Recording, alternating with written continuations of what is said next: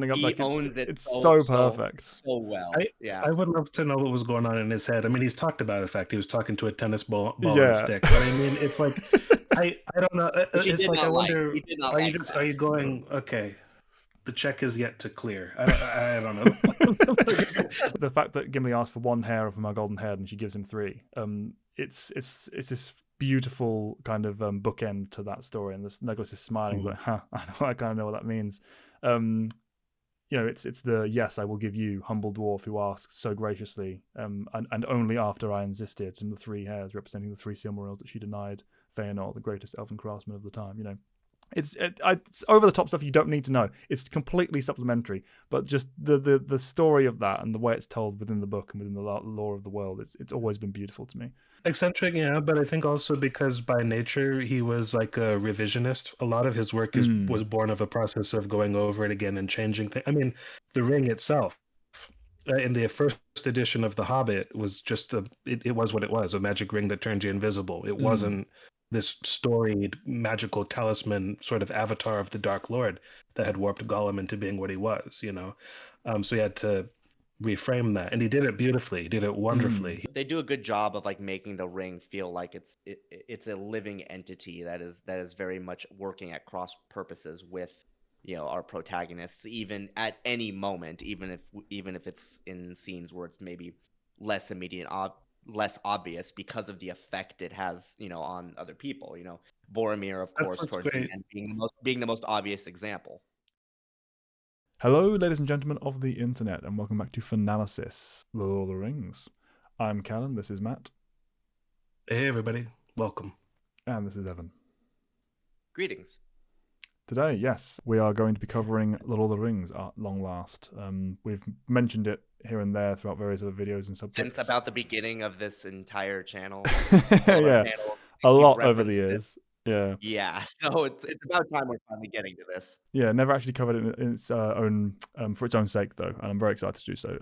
This is going to be focusing on the Lord of the Rings, the film, Fellowship of the Ring specifically, and we'll be doing Two Towers and Return of the King in their own videos. But yeah, we'll dip into the books here and there, discussing where things differ a little bit and our thoughts and feelings on various points of finer points of the adaptation. But yeah, this isn't going to be a kind of a hot take anywhere here, guys. We are all unanimous fans of the Lord of the Rings films. And yeah, I'm looking forward. What are you talking about? No, I'm looking forward to going through the text just because I don't know. I think that's a little bit less covered ground, which I'm stretching the envelope just by saying that. I know, but I mean, rather the opinions we might have might seem a little bit less obvious. Those might be a little bit more individual. Because today we're just talking about the movies. I don't know. Like I can't think of a single hot take I have when it comes to these movies. I love them. They're great. I've seen them 1,000 times. You've heard all this from every other nerd ever. I have no original ideas today, so I'm looking forward to actually going through the books. Even though between the three of us, I think I'm like the least into the books. Really, I don't really care that much about Tolkien's entire mythos, and I think I certainly know less about it than either of you two do, at least off the top of my head. But yeah, I love returning to the story of the ring at any rate. And these films, and this film in particular, I think is certainly my favorite of the bunch. Same for me, favorite of the three by a large margin. And that's not to say I don't love the other two as well, but this is Lord of the Rings we're talking about. Love is the baseline for most people. I mean, in fairness, there definitely is a subset of Tolkien fandom who say prefer the books over the films to a certain degree, which I would say it's definitely understandable. Generally, when I hear criticism of these films, from that perspective, genuinely that's where it's coming from. People who are really hardcore fans of certain sequences in the books that maybe the movies changed or that maybe weren't adapted in maybe the way that most of them, or even just maybe people in general might have expected. That's generally where in my experience the criticism comes from. But like you were saying, the way these movies were put together, even if you're not a hardcore fan of fantasy, so many people just appreciate the artistic setup of like how all this came together. I mean, there's literally like hours upon hours upon hours of like information just detailing how all of these things came together and just how much of a Herculean task it truly was. It truly is like a moment in cinema history. In the same vein of a lot of the other things we already covered. Star Wars being the most obvious example, as we're probably going to say at potentially at nauseum today. The structure is just finely tuned. And when it comes to this film too, I would say it's probably also my favorite out of the trilogy. My opinion might change a little bit when I get through all of the rewatches for these reviews. I definitely do remember, back in the day, it was either this one or Return of the King were kind of tied for my favorite. Not that I don't like Two Towers, I genuinely do, but again, we'll save that for when we talk about it. I would say that was probably quite a common opinion as well of the three to have it be closest between those two. Though I've certainly met some Two Towers lovers in my day. Well, yeah, I mean, I genuinely think like you can kind of like the original Star Wars trilogy. I think there are very valid arguments for any of these being at on your number one list. So I mean, Matt said before the recording starts, it's all one story. Like this is one film much, really, yeah. and how it's put together. So yeah, that kind of gives that lot of strength there. But you touched on it a minute ago. The real strength of this as a piece to me, and I think that kind of gives it staying power beyond the fact that it's a fantastic story with great characters. It's the passion project behind it. It's the fact that this was a work of cinema that hasn't really been met in how it came to be before or since. I mean the scale involved, the level of detail that goes into every aspect of the project, the time that was taken ahead of the actual filming beginning, the length of filming, the fact that it was just the fact that it was a trilogy filmed in one go simultaneously. It wasn't just one film then another than another. All the financial risks involved there. I mean, you talk about the behind the scenes footage. Generally speaking, I dip into it here and there the same way I'm interested in pretty much everything in life, but I've never been like a big behind the scenes documentary watcher at all. It's just not something I've ever had particular passion for. But I watched the Lord of the Rings behind the scenes probably more, or at least as much as the films over the years. It's just you get a real sense of joy and love for the project and for the work, and it was a really excellent piece of filming and documentary to kind of show that peek behind the curtain as to how everything was made, from the cinematography of it to the music to the set pieces to just the costuming. Every aspect of that project was dug through with a fine-tooth comb as they were filming it to kind of get across all of the inner workings. And it's rare throughout that you see anyone not having the time of their lives with it, even though obviously it was a great deal of hard work. It felt. Looking into it from outside, it felt very much like a big kind of scout camp, like a big expedition they were all on, and just it looked like a lot of fun in a way that always makes me want to wish I could have been involved, even having no particular knowledge of or interest in the filming industry as a career or anything. I always think, I would have loved to have been even just a small cog in that machine. Mm-hmm. Well, I think it kind of comes down to just the nature of the Tolkien sort of legendarium in general. Like you can't approach this sort of universe, half-assed. Like you need to have a certain level of passion and energy, interest, not just in, the pure literature, but also bringing that to life in order to make it function in a way that it did. Because, Tolkien, of course, didn't create the fantasy genre, but he definitely elevated it to levels, particularly in his time upon release, that no one had ever really experienced, at least not into the same degree, especially that it is appreciated now. So if you're even gonna attempt this, so many things need to be ironed out and examined and just put together in a way that makes sense. Otherwise, let's be real here. Like so many things could have gone wrong in the way that this came together, and a lot of things did go wrong. Speaking of those behind the scenes, there was a lot of struggles along the way, not just to get it off the ground, but to get it finished in the first place. To your point earlier about filming multiple sequels at a time, correct me if I'm wrong, but had that ever really been done before this trilogy? I know it's been done since. Things like The Matrix and even some of the Pirates movies, all kind of followed that same formula. So but you're talking before this? Why don't we take a little step back then? Because you're raising a lot of interesting points that all have a lot to do with each other. I don't know that it happened before this. I'm sure that something similar probably happened several times, several places around the world in several different film industries. Why it happened in this case is sort of an interesting story. And it's also like we keep talking about these movies, I think, in a way that's we're saying, oh, it was like the first of its kind. It was a first and only. It was lightning in a bottle. It was a flash in the pan kind of a thing. That's the wrong way to put it. Lightning in a bottle is a better way. It's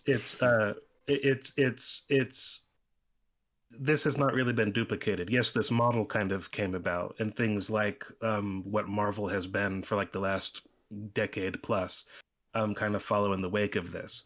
But the reason why it is what it is kind of, I mean, it was kind of a beautiful mess that kind of created like a happy accident, right?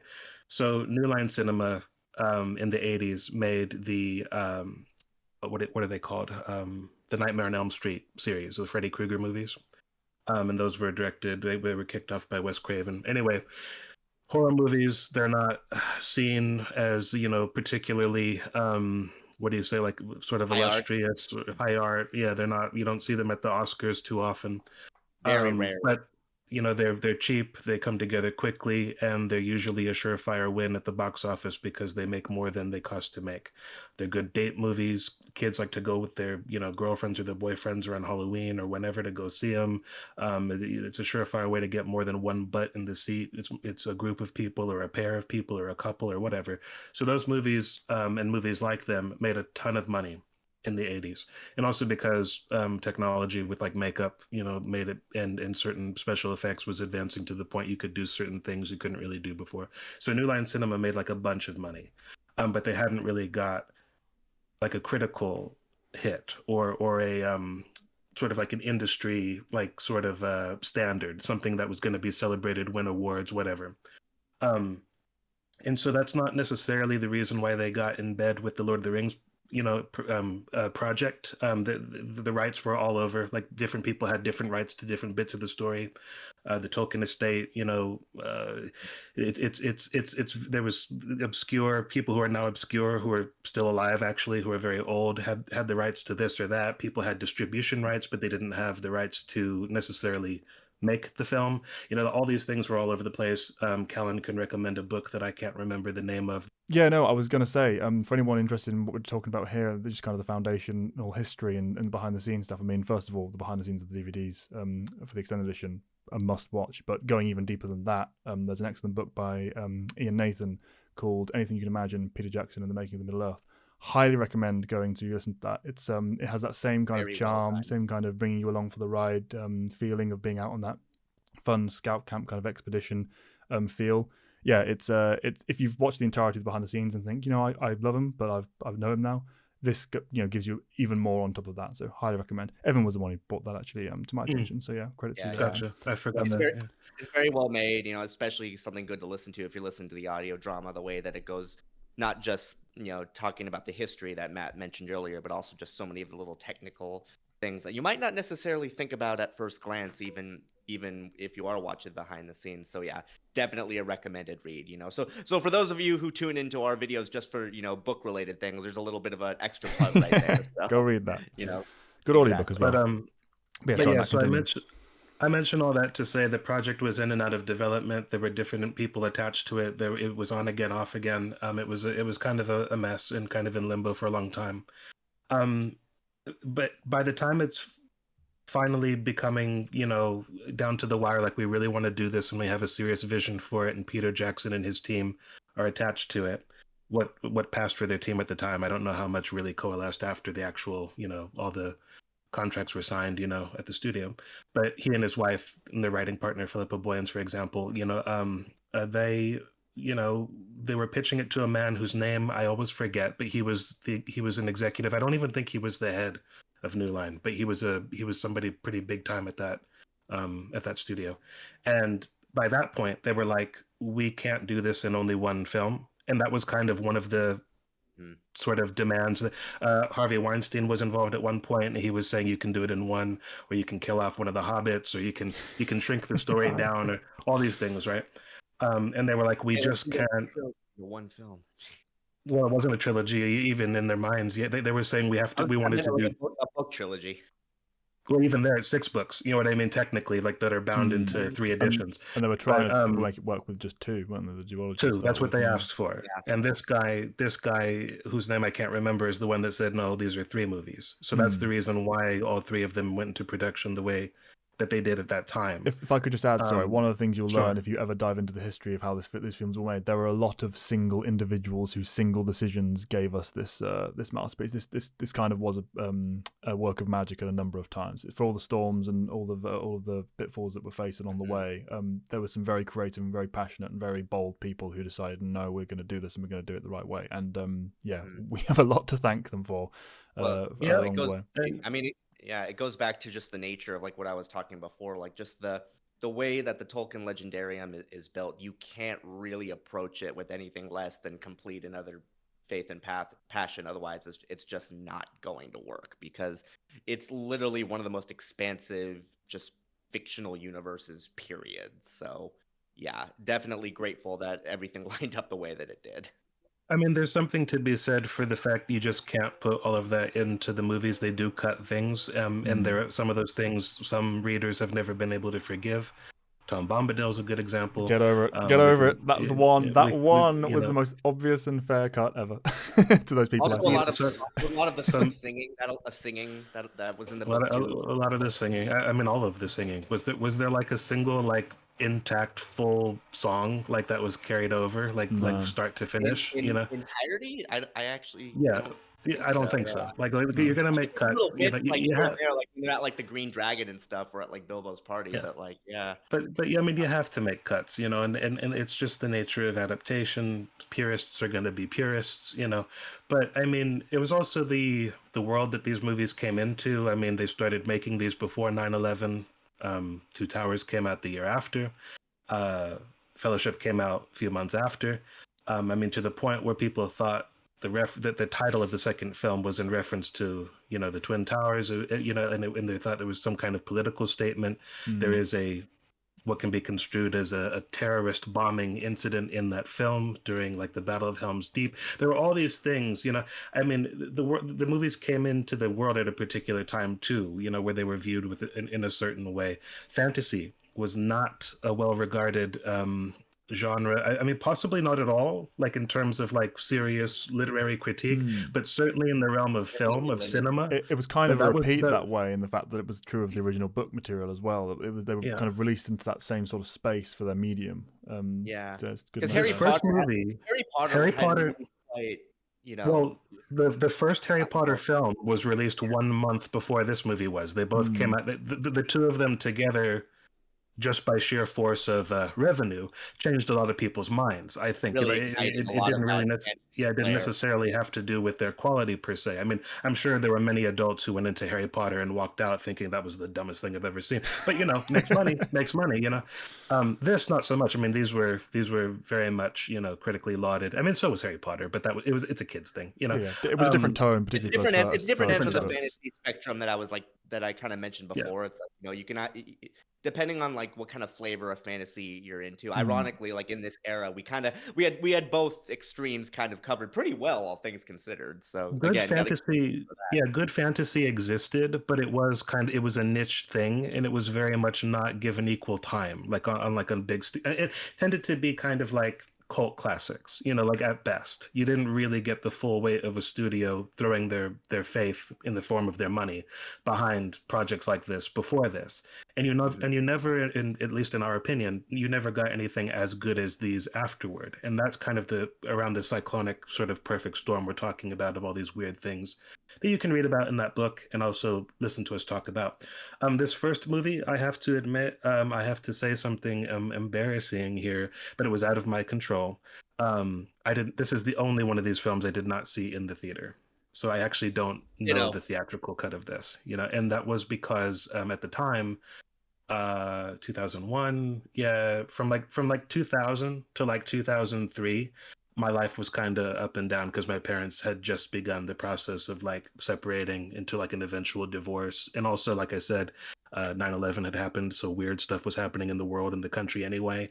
And also I was entering like the preteen years, so just awkward time anyway. Just everybody's got like a weird couple of years to go through going at that time. But yeah, so I did not see this one in the theater, to my shame. But my dad, and it came out in December. It came out in December, and so that was during the Christmas sort of holiday. So I was visiting my grandmother along with my sister and some other family for most of that month. And so by the time I came back, I mean, surely it was still in theaters, but at the time, just whether it was money stuff or financial troubles of my parents or them just not getting along or just stuff going on with their jobs or whatever, we didn't get around to the theater. But when the movies came out, when the extended cut came out, my dad bought it, and he's a big movie buff. There at my dad's house, there's a room filled with absolutely nothing but movies on disc. I mean, it's a full bedroom with like a giant walk-in closet. Every inch of that thing is taken up by movies. He's run out of space. He's a madman. But he bought this thing, and I'm sure he still has that original copy of the 4-disc set that you keep referencing, because the movie itself was on 2 discs, and there were commentaries in the form of like 2 different production crews, the writer and the director team, Peter, Fran, and Philippa, and then the cast, including cast members you may not have even wanted to hear from were there. But it was great to hear them. It was lovely to hear them. It was wonderful. And then you had 2 discs of nothing but what you guys were talking about, the behind the scenes, and I went into that wanting to see the stuff about the cast, because as a kid, that's what you recognize. You recognize the people who, I want to see Gandalf. I want to listen to Gandalf talk, and he does. I want to see the hobbits, and then I want to see the guy who played the elf. I don't know his name yet, because Orlando Bloom was nobody before these He was movies. literally a student. They plucked him out of literally an acting school, and he's like, oh, by the way, now you're going to be one of the most successful actors of the next decade. Really took off yeah. He was the biggest success story out of this in everything terms fantasy. of acting. Pirates of the Caribbean, Troy. What was that other thing? Kingdom of Heaven. Kingdom of Heaven. There's something else I'm missing, but anyway, he was in a bunch of shit. It was seeing them all talk, and everybody, like you had said, seemed to have a wonderful time making it. Surely that had to be like somewhat illusory. Like there had to be bad days and hard times and struggles, and they talk about that, like just I was wrestling. Say, they don't hide away from that as well. It's one of the things that makes it so wholesome. But it's the way that the story's told that you realize that the sum of its parts was worth all that, and it was just, I mean, even little details like the fact that Sean Bean would refuse to like ride a helicopter anywhere. Like he was terrified to be in a so you see him marching up the hills everywhere with like his shield and everything, just all those little fun things. Absurd things like Sean Astin trying to like beckoning the helicopters in because he's a control safety freak. Viggo Mortensen breaking his toe when he kicks the Aragorn, right? Like they just found Aragorn. Yeah, 100% just Aragorn. On that one, I was going to mention it in the second film, but I have a story on that. I went to see these films in the Royal Albert Hall with the London Symphony Orchestra playing the musical. So not the music, the music of the Lord of the Rings. So the soundtrack was being played live by the London Symphony Orchestra. Scoring the film live. At Royal Albert Hall. It was beautiful, amazing, fantastic experience. But something you go into it not really thinking about it, and it was hilarious. Obviously, everyone who's going to that is a massive Lord of the Rings fan. So this is. I don't know how many seats it had, a few thousand, for the hall filled with nothing but nerds. And when you see the scene where he's kicking that helmet, obviously British audiences, you're not trying not to make too much noise in a cinema anyway, let alone when it's live music there. But it's a quiet scene, and everyone there knows the meme, and you just felt utter silence for a minute as everyone's like looking around, like, could we laugh? Every single person looking to the people beside them, and just a wave of laughter just went across the hall. Yeah, exactly. Or it's like, should I do it? Did you know he broke his toe when he does it when he kicked the helmet? Exactly. It was such a great little moment of this laughter that got filled, and you could tell that the orchestra had that from the other performances as well, because they were all smiling. It was such a great experience. But it's just that energy is suffused throughout this trilogy. Sure. And that hits the behind the scenes, it hits the commentary, it hits the making ofs, it hits just when they're sitting there pointing at concept art on the walls and talking about the really dry, tedious affairs of replication and modeling and well, as in the boring parts of modeling, not the modeling itself is boring. I'm the last person to be saying that, but just the workhorse aspect, the workhorse aspect. The fact they have a short moment where they've got 2 people sat in the corner of a workshop just clinking chainmail together. in sheets, which I've Well, been to I mean, that workshop. well, it's yeah, amazing. sure. Yeah, I looked through the window But where they were sat and doing it. It's an well, what, incredible I mean, it really. I mean, thing to experience and watch. Yeah. I mean, it's no exaggeration to say, like, this whole production put like the New Zealand film industry really like in the public domain, like big time. I mean, so much contributed to their ability to, to grow and actually be seen on like the world stage as like a serious competitor in the industry. So that's a big part of it too, and really is something to consider as well when looking at these from a filmmaking perspective. And also, yeah, if we're just sharing like little interesting tidbits, Matt, my experience was actually somewhat similar to yours because I didn't see this in theaters either. I think it was probably just because I might have just been too young, and my mom might have thought it might have been a little bit too intense for me. She probably, like, knowing her, she probably wanted to wait until like some of the hype came out to see if it was okay, because I was a little bit young at the time. But interestingly enough, even though I never saw this in theaters, I actually did see the theatrical version first, because that was the version I got on DVD when it first came out. And I distinctly remember being at the grocery store with my mom. And like how, I don't know if they still do, I don't know if they really still do this anymore, but like way back in the day, by the cash register, they had like this little rack or bin where they had like the latest DVDs out. And lo and behold, the first one on there was Fellowship. Not the extended version. Actually, I don't even know if those came out yet. It at was the a while time. afterwards, like a year or two, I think. Yeah, so I don't from think memory, because it I had did. the So non-extended as well to start that's with, what we and picked I up, know and that we I got the extended as soon as it came out. yeah. That's so we picked it up at the grocery store, took it home, and popped it into the family DVD player, and it was like, wow. So yeah, see, I think that's kind of I don't think they were out that much later, because they were talking about things in the commentary track like, oh, you're going to see this in the sequel, and the sequel hadn't quite come out yet into theaters. That's true. So it was a pretty quick turnaround. I know that I never saw the theatrical edition. What was waiting. See, my dad was going to work, and so he had bought the thing and said, you can watch this without me if you want, because he was, at that time, I very rarely saw him. He would come home after I'd go to bed and be gone, like, but when I woke up, kind of a thing. So and he had a couple of laptops, and one was kind of like being phased out of what he did for work, so that was kind of like my laptop to just screw around with like computer games or whatever. And it had a disk drive, which at the time I thought was really cool. I felt like I was a hacker, like, or whatever, just plugging in a DVD. DVDs were kind of new to the world back then. They weren't like, they were a fairly new technology, and the idea of having all that access to behind the scenes was cool. But yeah, my first memories of this are watching it with headphones on, like I've got now, looking like at a screen. So that bit where like Bilbo's all trying to get like the ring back scared the shit out of me. Like when I was a kid, because that was like right in my face and right in my ears, kind of a thing. It was quite a left field too. Yeah, it was one of the odder moments. Yeah. I just never forget that. I just looked up in the background. I think the confusion is the fact that they released the extended and then the collection as well was independent. I got the collection when it came out in one go, and which I think was a year or two later. But they did do them in between as well. Yeah. So yeah, that's what my dad did. He bought them one by one. I still have those, not the same copies he had, but similar ones over there in the corner somewhere.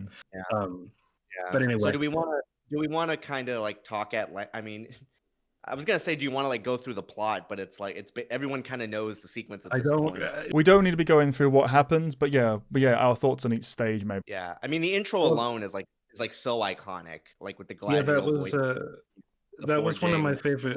That was one of my favorite things of what I was trying to tee up real quick, and then we can get into that. Was like I went into it wanting to see the actors talk about their roles, but what I found more interesting was like the behind the scenes stuff, and I don't think I had a good frame of reference for how sort of unusual movie making was during that time, because the year before, or the 2 years before, you'd had The Phantom Menace came out, The Matrix came out, I think the first Mummy film had come out. These things were like, really pushing. Titanic was a fairly recent movie too. That was like in 1997. A lot of and not terribly long before that, you'd had things like Toy Story and what Disney was up to, like with the Renaissance films, and Jurassic Park. Like I didn't have a frame of reference for how before this decade people didn't no one had ever seen movies that looked like these. Like they were really pushing the boundaries. So that was all really interesting. And as I've grown up, what I found even more interesting is just listening to the writers talk, because having them talk about how to open this film, and to bridge into what you're talking about with the prologue here, what a nightmare that was, and how many different permutations that was, and how many arguments with the studios and with each other they had over how to do this, is really fascinating, because of the fact that it is a story that exists within Tolkien's wider, sort of legendarium. It's like, where does all of that stop being relevant? Like, enough backstory and just getting into what is the ring. And it wasn't obvious to them that the ring is sort of the protagonist of that story, like following the actual ring. So the prologue, I think, as it exists, is a happy accident, and just also a work of like genius. It feels like genius. It's wonderful, but it was hard fought, and they did not know what they were doing from the start. Like they were kind of fumbling their way through it. I think they said it was the very last thing they were working on, like towards the end, because it kept going through so many different shapes and permutations. But it is wonderful. I love it. Even the choice to have it be Galadriel was not something that they had from the Kate outset. Blanchett really helps deliver that. Yeah. I mean, even some of the lines, we talked recently about how some actors and actresses can get away with a hell of a lot more than others when it comes to certain line delivery. I mean, smell it in the air is not exactly an easy thing to get across gravitas with, and that's one of the earliest lines of the film, and yet it works because it's her delivery. Ian McKellen being the biggest example as well throughout the rest of the film. Some of the things he was the other option. Like they recorded a version of him doing it that they almost said the other day used. it was Frodo as well. Yeah, they did a few different takes and options for it. Yeah, you can't There's give arguments we had for each. I would say different tones. They different felt that with flavors. Frodo. They felt that with Frodo, it gave the game away. Like you would think that he makes it, kind of a thing. So they wanted to take that out, and then they also thought her being not just an elf, but the elf that she was there. Like she can talk about, she would remember this. So it meant more coming from her because of course it predates Gandalf but also, as well in the background, or he's not actually in the middle of at times. So nerds would notice that. Yeah. Well, it helps too, because just going into it, you don't necessarily know that's her. Her talking versus her being in the sequence, because you haven't actually met her in the story proper. Exactly. And I will also say too, I think another thing that really makes this prologue stand out from others is it's very difficult when you're doing any sort of opening prologue sequence, whatever. You don't want to just be, even though this is the point, you don't want to just be dumping exposition. However, at the same time, you don't want to just be showing everything without giving context as to why we should actually care. And I think what this does really well is it balances out the narration with actually showing action, because she's not actually talking the entire time. There are various sequences in this where it's just, you're seeing the battle take place. You're hearing some of the characters, say certain things at certain times, and then her narration comes back. It's a nice way of kind of showing yes, this is her telling a tale, but you're also sort of seeing these actions play out in front of you enough to where if you're just seeing this, you get an idea of what's going on. Okay, alliance, elves and men. Okay, here's a question.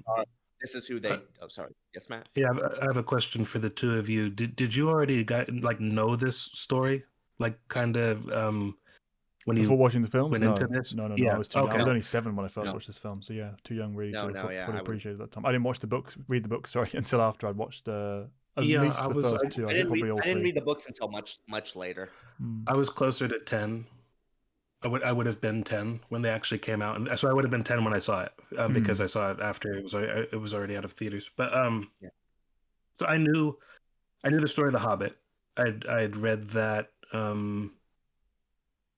maybe not cover to cover, but I'd at least tried to read it when I was very young. And I had seen the animated version, or I think there might be more than one animated version of the Hobbit. But anyway, I'd certainly seen that. And so I kind of knew what The Hobbit was, but I didn't know anything about any of the rest of it. And I still don't really care about all that. Exactly. But that's the other thing you don't need to know. It delivers all the information you need so succinctly and so powerfully. Yeah, because they did have a version where they did go into, Gilgalad, king of these elves or whatever, and you see him, you do see him, That but that they is cut all that that out. is like a one small. I completely get why they cut it and edit it out, but it is the smallest piece of shame for me about the fact that they did not. You didn't get a flash of that visual, because the idea of Gilgalad and Elendil fighting Sauron is an awesome, like, mythological epic piece right there. It would have been. It's a shame they didn't get just a little glimmer of that. But I mean, and there are illustrations of it, so like from the illustrated version of the book, so you see that. And yeah, but to, to your the point, being, Matt, you don't need to know it. cut It's it not out. necessary to the Yeah. story. Yeah.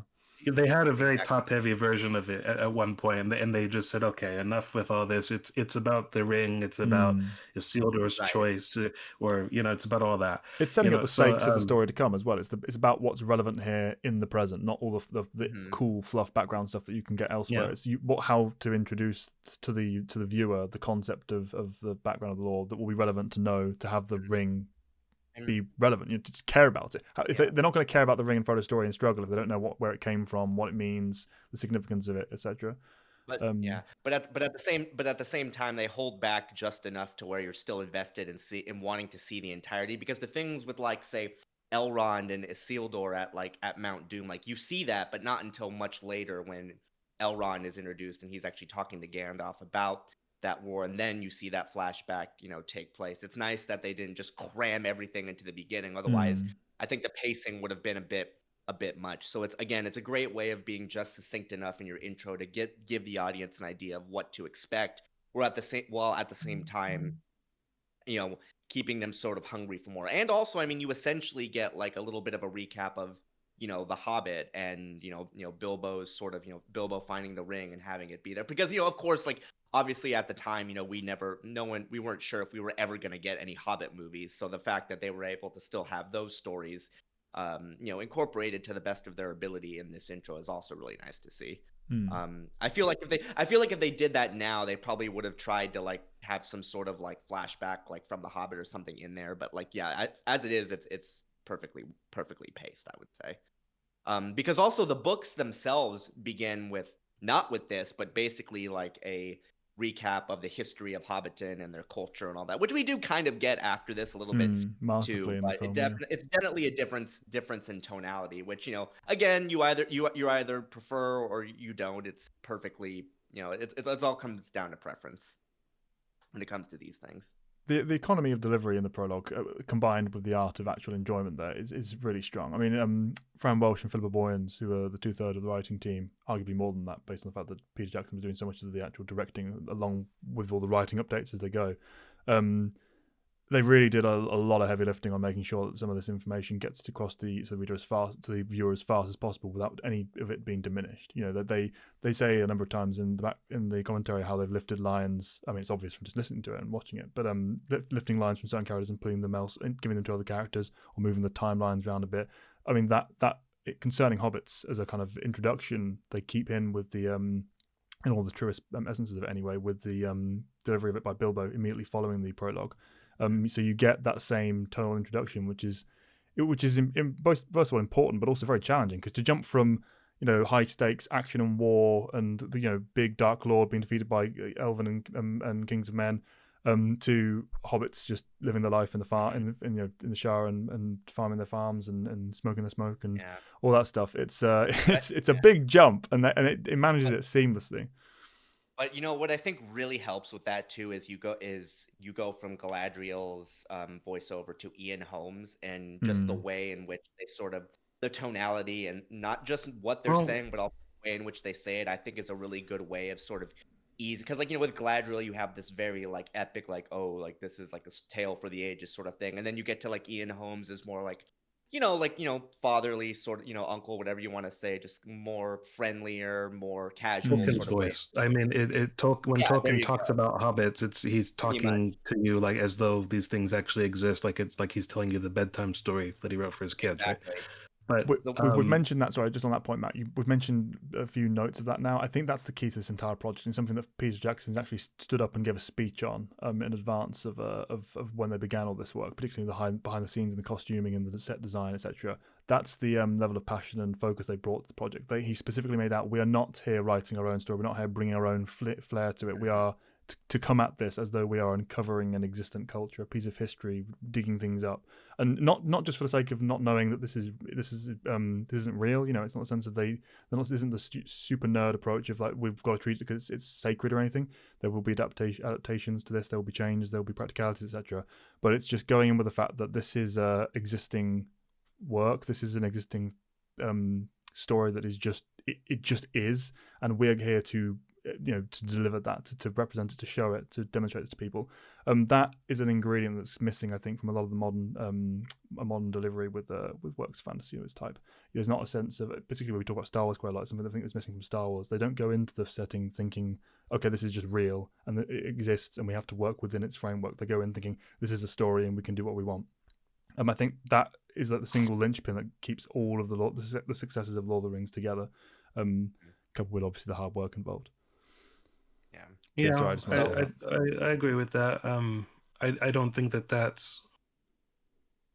I don't know if that's the core problem. Like with it's because it's more like the idea of like keep farming something out of a mythos. Like stories are supposed to end, is my firm belief, and now everything is viewed as a franchise. Like Star Wars is just bankrupt for ideas, because how can we keep telling stories in this mythos, but really we're just telling the same exact story over and over and over and over again, with few exceptions. I mean, I haven't dipped into Andor season 2 yet, but I loved the first season, and we'll get into that soon. But yeah, with this, in this case, yes, it was the right combination of also maybe it was sort of like proof of concept in the fact that so many people already knew and loved this story. We're talking about Harry Potter. Those were being made at the same time. I don't feel the way that I do about those films, and I also don't see the same lack of care going into them. They're just not as good. They're not as full of ability or vision or you definitely need the skill and craft behind it as well. It can't just be attention to detail and homage. It has to be you bringing something else to it as well. But it's because it's all of it combined. Like we say, lightning in the bottle. Things feel things often feel particularly soulless in terms of. I was actually thinking about this in the run up to this discussion. I don't know the last time that I was really like moved or wowed by a blockbuster. I think that they still make great television and great dramas and small films and indie films, and some of those things are the best things that have ever been made within this sort of class these days. But big blockbusters feel just like junk to me most of the time, more often than not. I don't really want to go see. I don't know. You get the picture. Movies of this scale, I think, have become very, very rare. I think the closest, honestly, I could point to nowadays would be the new Dune films. I would say that's like the closest that even comes. Yeah, I can see the same level of care. I don't like those nearly as much, but sure, I like those. Don't feel like bereft of care. Yeah, yeah.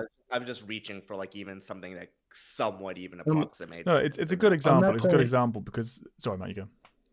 Well, I was going to say on that point, what I don't like so much about Dune is the characters. And it's a funny thing here. The filmmaking, I think, is spectacular. And I totally buy the director's love and care and attention to detail for the world he's making. It's sort of the inverse problem of what is going on with Star Wars.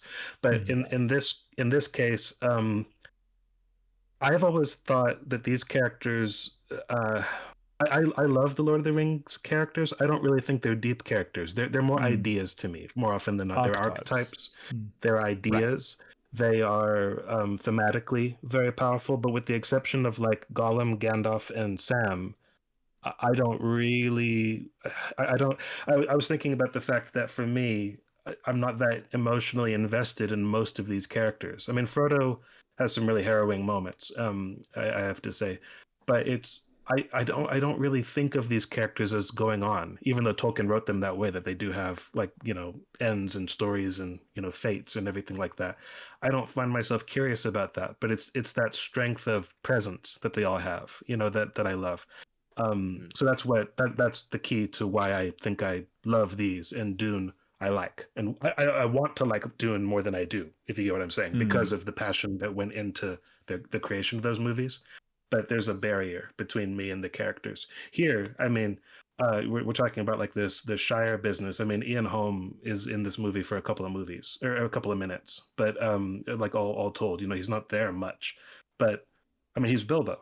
He's just Bilbo. He I leaves mean, such Martin an Freeman was impression also on that. Bilbo, to be honest, but those movies suck. But no, and it's not his fault. He's Relative to Lord of the I will Rings, say yeah. he's the best. He's probably the best part of those He movies. I is will say. absolutely the best new part of those movies for sure. The best non-returning cast member, and there were other good parts of the cast in general was not the weakness of those movies.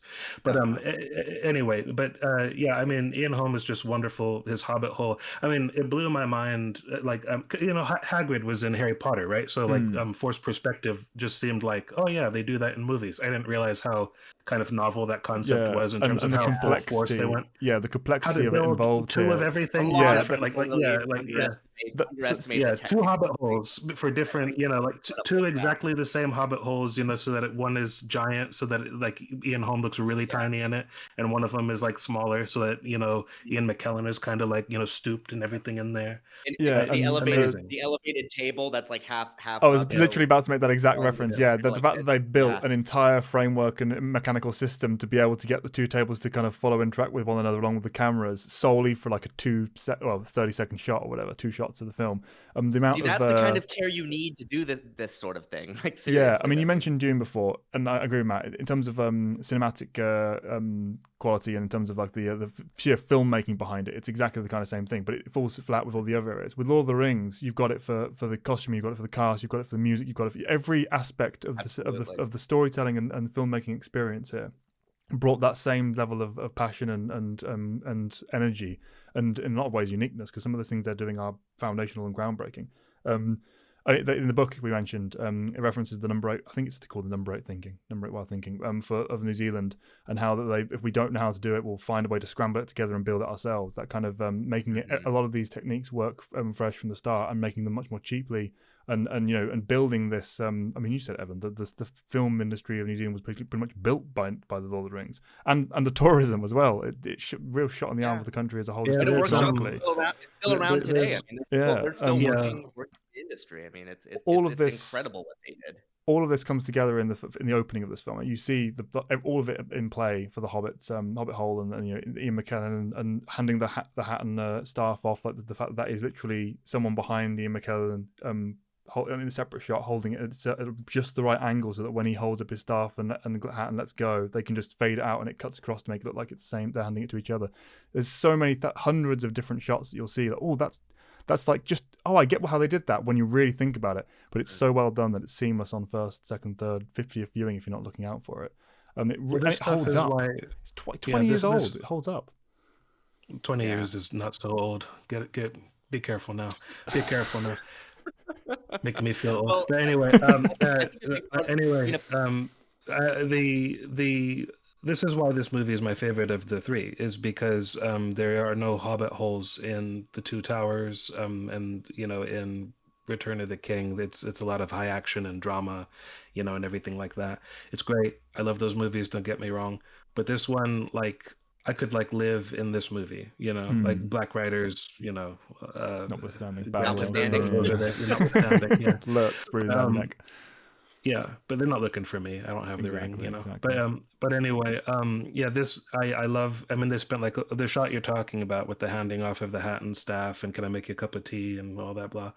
That is, I think they said they spent an entire day just trying to figure that out. They're just trying to do that one shot, and it's because it's where the characters are characters, where they feel like they belong in the world, you know.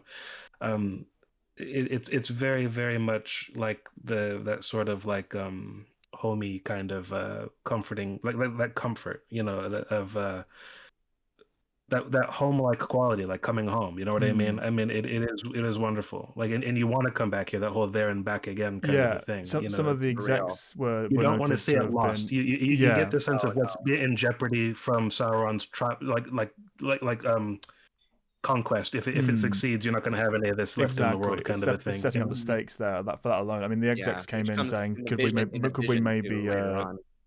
we maybe cut this down a bit, because we are spending a lot of time in the Shire. But if you don't spend, not just in relation to this film, but for the sake of the entire trilogy, looking at it in terms of the percentages, if you don't spend that long in the Shire, really getting to know these characters, really getting to know, you know, these lives, what is at stake, then you're just not going to have as much care for what happens later on. You get it in flavors with Rohan and Minas Tirith as well, but like you said, those films are much more action focused. They're much more setting, at stake rather than people and characters. The hobbits represent us effectively. They're the innocence of the people who are just living their lives and being very calm and happy. Also, and like simple. High intention.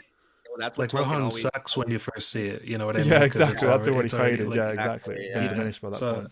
But which is a big you gotta see part of this. it too. Like Boromir and Aragorn's one of their main conflicts is like Aragorn's distrust in the world of man, so to speak, because of everything that's happened since. And it's like, as it's portrayed, like you don't necessarily disagree with him at first. It's only later on that you really do see the strength of men, and the people of Rohan really rise up, which I would say is probably one of the main strengths of Two Towers, narratively speaking, as a whole. Which linchpinned by Theoden, which again we'll get to. I love the whole absolutely, arc, but that's also something too. It's like, particularly in this first film, it's like, whenever you're making any sort of setting, you always want to it's really important to always make it feel lived in, because there's a difference between just being big and actually feeling big. If there's a difference between, oh, you can imagine this place has history, rather than just showing the history. So in order, the more realistic they make it, and the more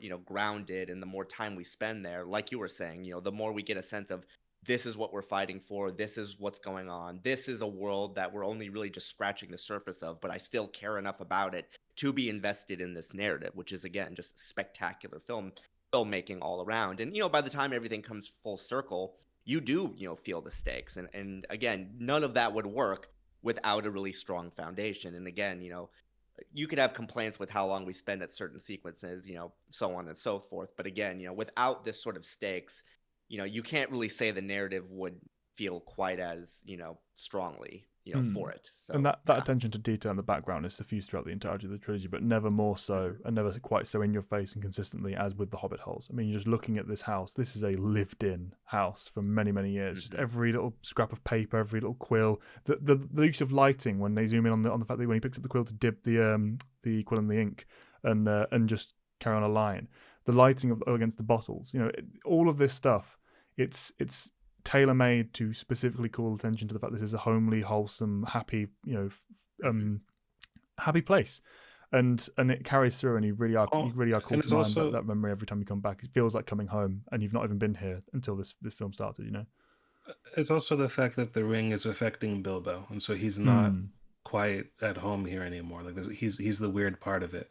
And they talked about the fact that Peter Jackson in particular was nervous about opening the film this way, like in the fact that this is a character that the audience doesn't quite know, and he was sort of a hero in his own story, and we're kind of introducing the fact that we have to get across who he is, where he's from, what he's like, and also the fact that there's something wrong with him. Yeah, it's not the status quo.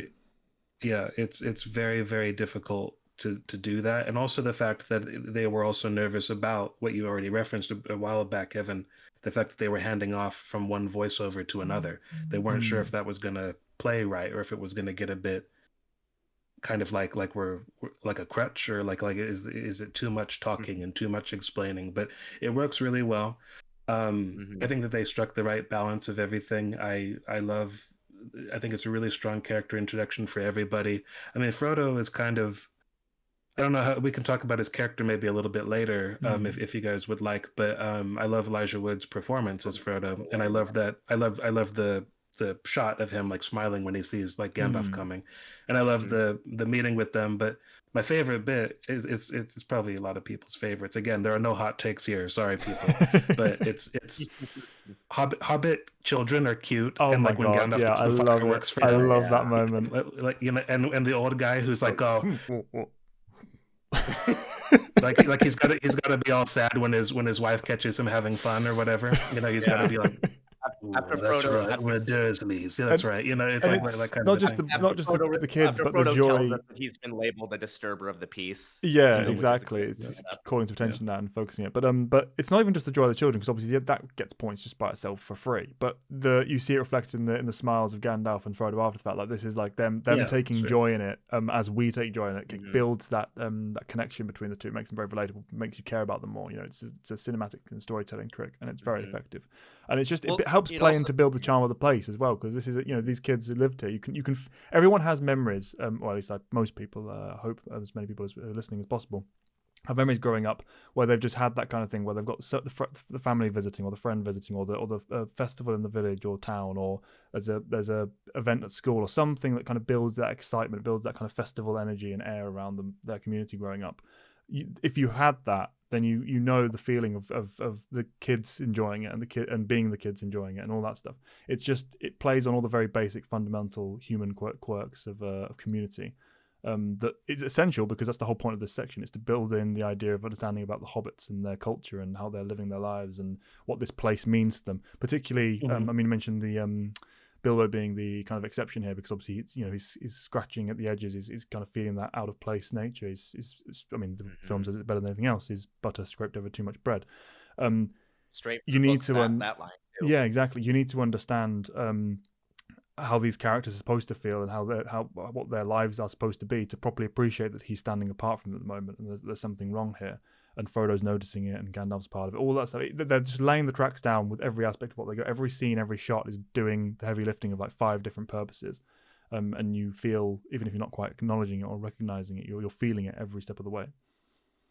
Yeah, well, even little things like the familial dynamics, when he says, certain dialogue like, "Oh, the Sackville Bagginses, they've never forgiven me for living this long." It's like, that sounds a little silly, but when you think about it, like, it's a good way of like showcasing not only, Bilbo's like outside nature, but also just the fact that, although, you have all of these like clans, there's still kind of some tension at certain points. But at the same time, it's also a good way of teeing up how Frodo is also somewhat different from Bilbo, because we see him interact with the various, his fellow hobbits, and just, for lack of a better term, slightly less adversarial ways, which is a good way of sort of teeing up that, like, okay, yeah, there is some differences here. And the movie goes out of its way to really, showcase the fact that, later on when Bilbo is saying, talking to Gandalf, and he's talking about Frodo, and he says, oh, if I asked him to come with me, he probably would. And that's, again, it's a very smart way of sort of simultaneously establishing why your protagonist is different from the past generation, but also how they're similar, because Frodo isn't just Bilbo 2.0, but at the same time there's a lot of quirks that carry over, which sort of aid to the sort of adventurer dynamic, which you can say is also very purposeful too, given The Hobbit being a previous novel in this series, and what Tolkien was trying to do as he went forward in the narrative. So again, it's very smart little things like that. Using smart dialogue succinctly is always a good way of like establishing your cast quickly. Even though the movie is very, very long, but like you were saying, Callan, every scene kind of has to do like 5 different things at once. So it's always important to do just enough per scene in order to kind of get the things going, because even if you're entertained, you really don't want to be like, okay, but why this? Like, okay, but why this? Like, okay, can we just move to this now? Like, you never really want to do that, even if you're enjoying the experience. I feel like these movies are a little bit immune to that, because I think I came out of this with a lot of, but why this or why that? I mean, we'll get to the Eagles someday, as everyone has. But I mean, it didn't so much matter to me. Like the journey was powerful enough that I didn't really care. I really don't think I understood back then just how old Bilbo was feeling. You know what I mean? Because you can't as a child. You can't. Yeah, in many ways. Yeah, but also even in the abstract, even like Yoda. Oh, Yoda's old. I don't understand what that means, but Yoda's old. It didn't seem to me that Bilbo was necessarily magic-y old. Like, he's a hobbit. I don't know how long they live. I mean, you do if you read what Tolkien says about them. But I mean, at the time, I don't know. It's like, he's just old, but he's not weirdly old. Gandalf was just an old guy. Yeah. I did not know he was an you angel. Don't know, even to the end of the films, you don't know he's an angel in grand scheme. So that's something they don't even touch, and it doesn't matter at all. Yeah. And that's a big piece of the lore. You don't have to go deep diving to love the depth. Yeah, none of that really mattered. Yeah, they strung. I mean, it matters, but I mean, I didn't feel like I was left hanging. I mean to say, it didn't feel like a problem if I didn't understand most of it. Aside from the Eagles, I'm sorry, Tolkien people, the Eagles are questionable. It's a bit of a problem, yes. We'll get to that. But again, like to your point too, like it never really becomes a distraction. You're still able able to establish enough to where you're still invested. And Yeah. and to your point about the aging too, I mean, we do see later, I guess if you're watching the extended edition, Bilbo's age catching up to him when they Well, meet for up sure, again. yeah. But even then, I didn't quite connect the dots. I didn't really understand how extreme that was. Looking at it now, I think because when I was a kid, when we meet him, he's got gray hair. Like later on, he's got like stark like white hair. It's not until like Return of the King that he looks like the Crypt Keeper. But I mean that like I just thought, oh yeah, he's old. I didn't really realize how much more decrepit and weak and frail he suddenly seemed. And it's funny because obviously, out of lore wise, that 17 years have passed between him leaving the shower and him being in Rivendell. Yeah, but that's just in the books, film, yes. it may as well be like a month. And he's gone, whoa! He took that ring off. He took that ring off and just instantly started aging. See, I don't. But it has been like, 17 years by the first point, and then 18 by the second. But they don't honor that in the movie, and they do it purposefully. They say, and I quite agree. This is again, sorry, Tolkien purists. That robs all tension and urgency from like the whole thing. Like the idea that 17 years would go by, like without anything really having happened. In film, in the language of a film, that's absurd. No, I mean, that just doesn't work. Absolutely. But my point is that even though you lack that understanding and you think it has been only a month and he's aged in that time very rapidly, it doesn't seem off because they've kind of given that on-screen pacing and balance. They don't say that it's not been 17 years. The people who have got that knowledge can think, yeah, exactly. They even say straight up that like the ring like Gandalf says like the ring granted him like unnatural life. Yeah, so you can believe it. Everything that needs to be said needs to be done to get you to believe and buy into this. It has been done. So any kind of weird discrepancy at the side, you don't care. You're just hand waving them off because it's done the due diligence. It's made you believe in the world and believe in the characters and believe in the lore, etc. And without ever having to make it really belabor the point. It's there. They've done the work. The stories are just not the same. I'm not concerned with trying to force them together with like the time constraints or whatever, because they even say they made the choice. I mean, in the book, after Gandalf kind of sets Frodo up with his mission, months go by before Frodo does anything. Where in the movie, it's like, right, you're off. Here's your pack and your sack and your Sam and go. Slap Sam. Slap on the back. Off you go. Yeah, it's like there isn't all this. Oh, Sam, I'm not so sure about what I'm gonna do. Let's think about it for another 3 or 4 months. Like, I mean, that does not work in the language of a film. Does not. Like when the Black Riders are coming. I mean, that scene, like when the Black Riders leave. It was Minas Morgul. Yeah. I mean, when they leave there, I mean, and the music. It would be really awkward. It would be awkward if like it took them 17 years to get. Yeah, absurd. Yeah, completely absurd. Or even a few months to be. Yeah, exactly. Even within the boundaries of it making sense in the world, you don't care. It doesn't work in film that way. You have to keep the pacing up, and they've done that, and also not done disservice to the originals anyway, because that could have happened in the background. You're just not being seen on screen. They made specific call attention to that with Bombadil. There's nothing in the film saying they didn't meet Bombadil. And you can play with that, and that people that are purists kind of have to accept that, I think. I don't know why, but I just got like this vision in my head of like that sequence when the Black Riders are like leaving the gate and like you have all this epic music playing and you're like oh shit's about, and then smash cut 17 years later. Yeah, they turn up at the house. Yeah, it's completely removes any sense of dread. Or we would obviously gonna have to bring this up at some point, but that's a particularly strong beat for it. The music in these films. I mean, I often say all the time with other stories that legendary. The music elevates it. One of the best like movie tracks.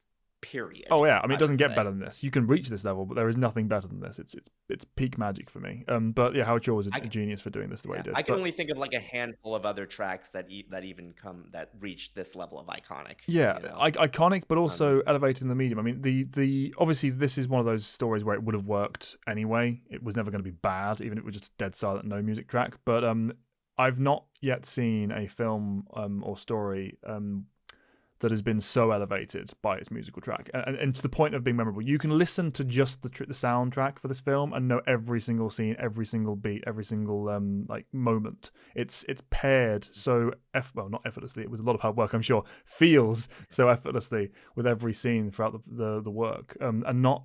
It's all flowing with the kind of the same shared motif of trying to keep it attached to themes of characters and themes of events and themes of I mean, even the things like The Ring has its own theme, but at the same time you're not hearing the same track looping every 5 minutes. Well, it's changed and shifts depending on the portion of the story you're going through.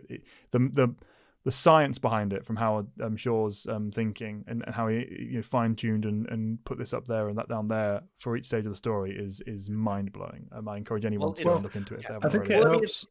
It's like the binary sunset, effect. Like, that that scene wouldn't have hit nearly the same way if the music itself wasn't like rising along with the sun, with the suns and all that, or even things like getting you switching genres. Think of like, say, the Jurassic Park theme when like like opening as the gates open up, things like that, or even heck, we mentioned horror at the beginning.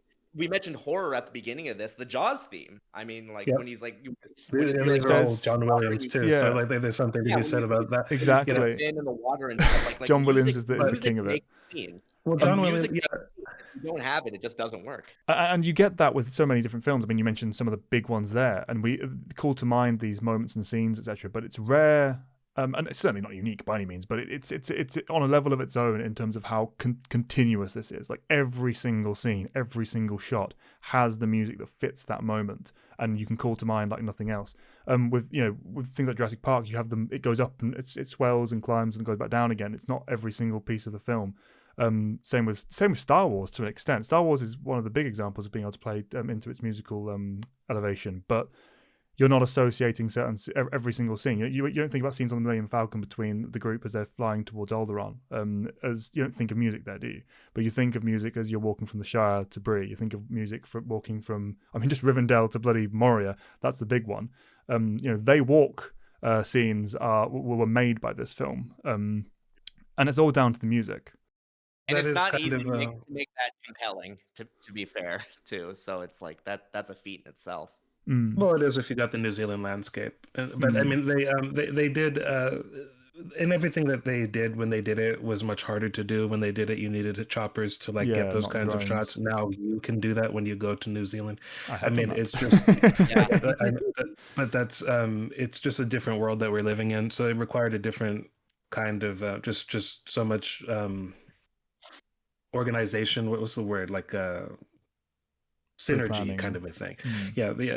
But also just that's what I wanted to talk about when you were talking a bit earlier about why this is not just because of the fact that, I mean, it has been pointed out, these are 3 fucking movies about a bunch of guys walking to a fucking volcano. You can't distill it down to that, so it's like the music needs to carry you there, because some of this is basically like a giant montage, like of what you're talking about. So the music does help, but also the vision of like the filmmakers. I mean, we talked about the Black Riders, the lyrics that are there. That's a poem that was written by Philippa. So I mean, that could have been nothing, honestly, but they go the extra mile of translating some poem she wrote into like one of Tolkien's languages to have it be said, probably Black speech or whatever exists of that, to have it be set to them. They like give them their specific sound. But it's also like little things. I say little, but it feels gigantic.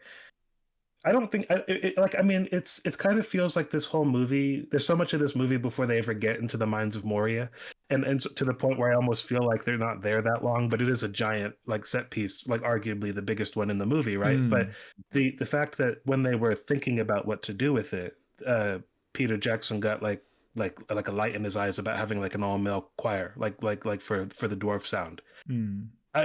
It doesn't even really register outside of the beat where they realize all the mithril veins. You know what I mean? To me, it's like I don't know where else it plays like prominently. I'm sure like when they're against the Balrog and everything, but that's full of like bombastic like instruments. I meant to say, just the sound of the voices. It seems like it's only for like that one little shot of like noticing where they are and how much wealth there is there and how it's kind of been abandoned and all that. Yeah, but it's a beautiful sound of music, and you can't have that. I mean, sure, Howard Shore has the talent, so does the orchestra and all the rest of it, but you don't get that unless the director says, here's an idea. Yeah. Like, I mean, it's how this is going to work. This is what we're looking for here. I mean, you spoke to it in one of our recent reviews about the fact that they weren't talking to each other, the musician, but it was John Williams, wasn't it? It was John Williams with Star Wars. The fact that they weren't, Lucas. Oh, I don't or believe it. rather, Yeah, I mean, aside from the fact that he's old, yeah, I can't believe he would have phoned in the sequel trilogy. I think they just weren't didn't tell talking him to him anything. about what was required, Yeah. what this beat meant, what this scene meant, what this Yeah. character story was. That was not the case. Everyone was talking to everyone for this product. There was a lot of there was connection all the way, and again, that's what you need in order just the project management, just that level of connection. Not to get too far afield, but I mean, everyone who listens to us knows about Star Wars. That's mostly what we talk about, right? But I mean, I'm sure Duel of the Fates is as good as it is because of Lucas hyping up the idea of what the Sith are, even though on film you're never explained to where they came from or how this all started or any of that. It's just a sound that Williams kind of concocted based off of talks with George. You know what I mean? So if you're not going to talk to these people, you're only going to get so much, even if they're brilliant, So this was a perfect example of everything coming together. But yeah, I mean, Howard Shore, he's done lots of music for lots of different movies. These are obviously the things that'll probably be his, his magnum opus kind of a thing. But yeah, I mean, it's wonderful stuff. But I can actually really remember the last time I ran out and bought like a film score. I did used to do that back when, I mean, they used to be much more memorable and just individualized and kind of like a selling point of the film. Were a thing. I think Pirates of the Caribbean was like towards the end of that. I mean, those are some really good scores, like the whole decade. Was a real heavy hitter for the that. Pirates. Is that also Howard? Who did that? That's Hans Zimmer, but there's other people mixed in there that don't. It's not all Hans Zimmer. I feel like he kind of gets all the credit for that one, but it was kind of like his team. Like there was another. I think his name is Klaus something, another German name, but also the guy Ramin Djawadi, who's famous for Game of Thrones now. He cut his teeth as like their apprentice or intern on those movies, so he helped score those. I think he's the one that's credited with like having figured out like the kind of rhythm to like that scene where Jack is fighting Orlando Bloom in the blacksmith. Legolas. Hans Zimmer also did Blade Runner 2049, which I will say had pretty stellar track too. I mean, he's one of the greatest of our time. There's no question. You were mentioning the last time we went out and like bought movie tracks. I think for me that might have been it too, because I had mixed opinions on the movie, although I do think it's kind of underrated, but the music was something that really stood out to me about Blade Runner 2049, and I do distinctly remember going out and getting the track to that as well. So that might be the most one for me. But yeah, we couldn't go any further in this film anyway without bringing that up, just because you mentioned that shot of the riders, and it's by no means the first time the music hits. I mean, Concerning Hobbits alone is just the perfect track for me. But that particular moment is when it really just ramps it up, to kind of fit the tone of the scene. Even Concerning Hobbits, I was going to say that Shire music that is so distinctive. The first few bars of that are from a church hymn called "This Is My Father's World." So even that is taking something that already existed and just turning it into something else. So very, very, just again, synergy, just in vision and just ability all coming together. Really beautiful stuff. To attention, everything. It was incredible. Yeah.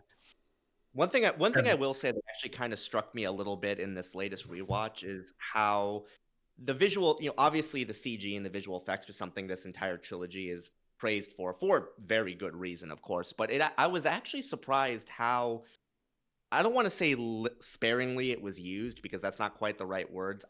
How smartly the CG was used, particularly in this first film, because you get a lot of it like in the beginning, and you get quite a bit of it at the end too, things like the Balrog and all that. But throughout the middle, I was actually surprised at how relatively sparingly it was used. You could tell that it was mainly just for things like a lot of wide shots. Obviously when if you're watching the extended cut and you see Gollum's like arms and stuff as he's being tortured and all that, obviously they use the CG for that, but otherwise, it's mainly just used as an enhancement to existing scenes, which is really good. Which also, when they start to get to those later sequences, like with the Balrog, for example, or even in the Moria mines where you're being chased by that gargantuan group of orcs that's very clearly, computer generated, it sticks out a bit more, but it's also used in such a way where it doesn't distract, which I really do appreciate as well. Yeah, some of that is the limitations of just what they were working with. Like for example, Gollum, they hadn't quite figured out. That's why they use him as sparingly as they do. But it's good. I think that's part of the reason why the movie was received as well as it was by people who aren't necessarily fantasy fans, by people who just recognize a good movie, because so much of the movie is just actors talking to each other, and so you can buy the sense of like, I mean, sure, there's the strength of the makeup and the costuming and everything else, you know, that's all wonderful and top tier, but I think CGI, it can easily feel like a crutch, and I think directors like James Cameron and George Lucas can just get lost in the sauce with it and just make it a thing for its own thing. Despite the fact that they've made wonderful movies in the past, I think that they sometimes make that the point of the thing. I think you always have to remember that it's a supplementary art. It should never be the primary. Yeah. I mean, it can be, to be fair, for experiments and what ifs and playing with it. And you know, a lot of some of the great films out there made heavy use of it. But it should always be like that. That should always be secondary to story for me, and that's always true with the Lord of the Rings films. And that's one of the reasons it's aged so well as well. I mean, it's so sparsely used. Unless it absolutely has to be, and that means that when they do it, they're spending a lot of time and attention on it. They can put lots of man hours, lots of money into making those shots absolutely amazing, and then the only times it really diminishes are for those shots when they've very lightly touched it over, and therefore it doesn't have that much of an impact that the quality's dropped. I mean, there's one shot in pretty much the entire trilogy that I always remember of as being, that's pretty bad CG, and that being the first climax of the Fellowship theme, as they're walking and they walk past a nameless ruin in the background, and it's like, that was like really poorly painted on by its own, even by Lord of the Rings own standards.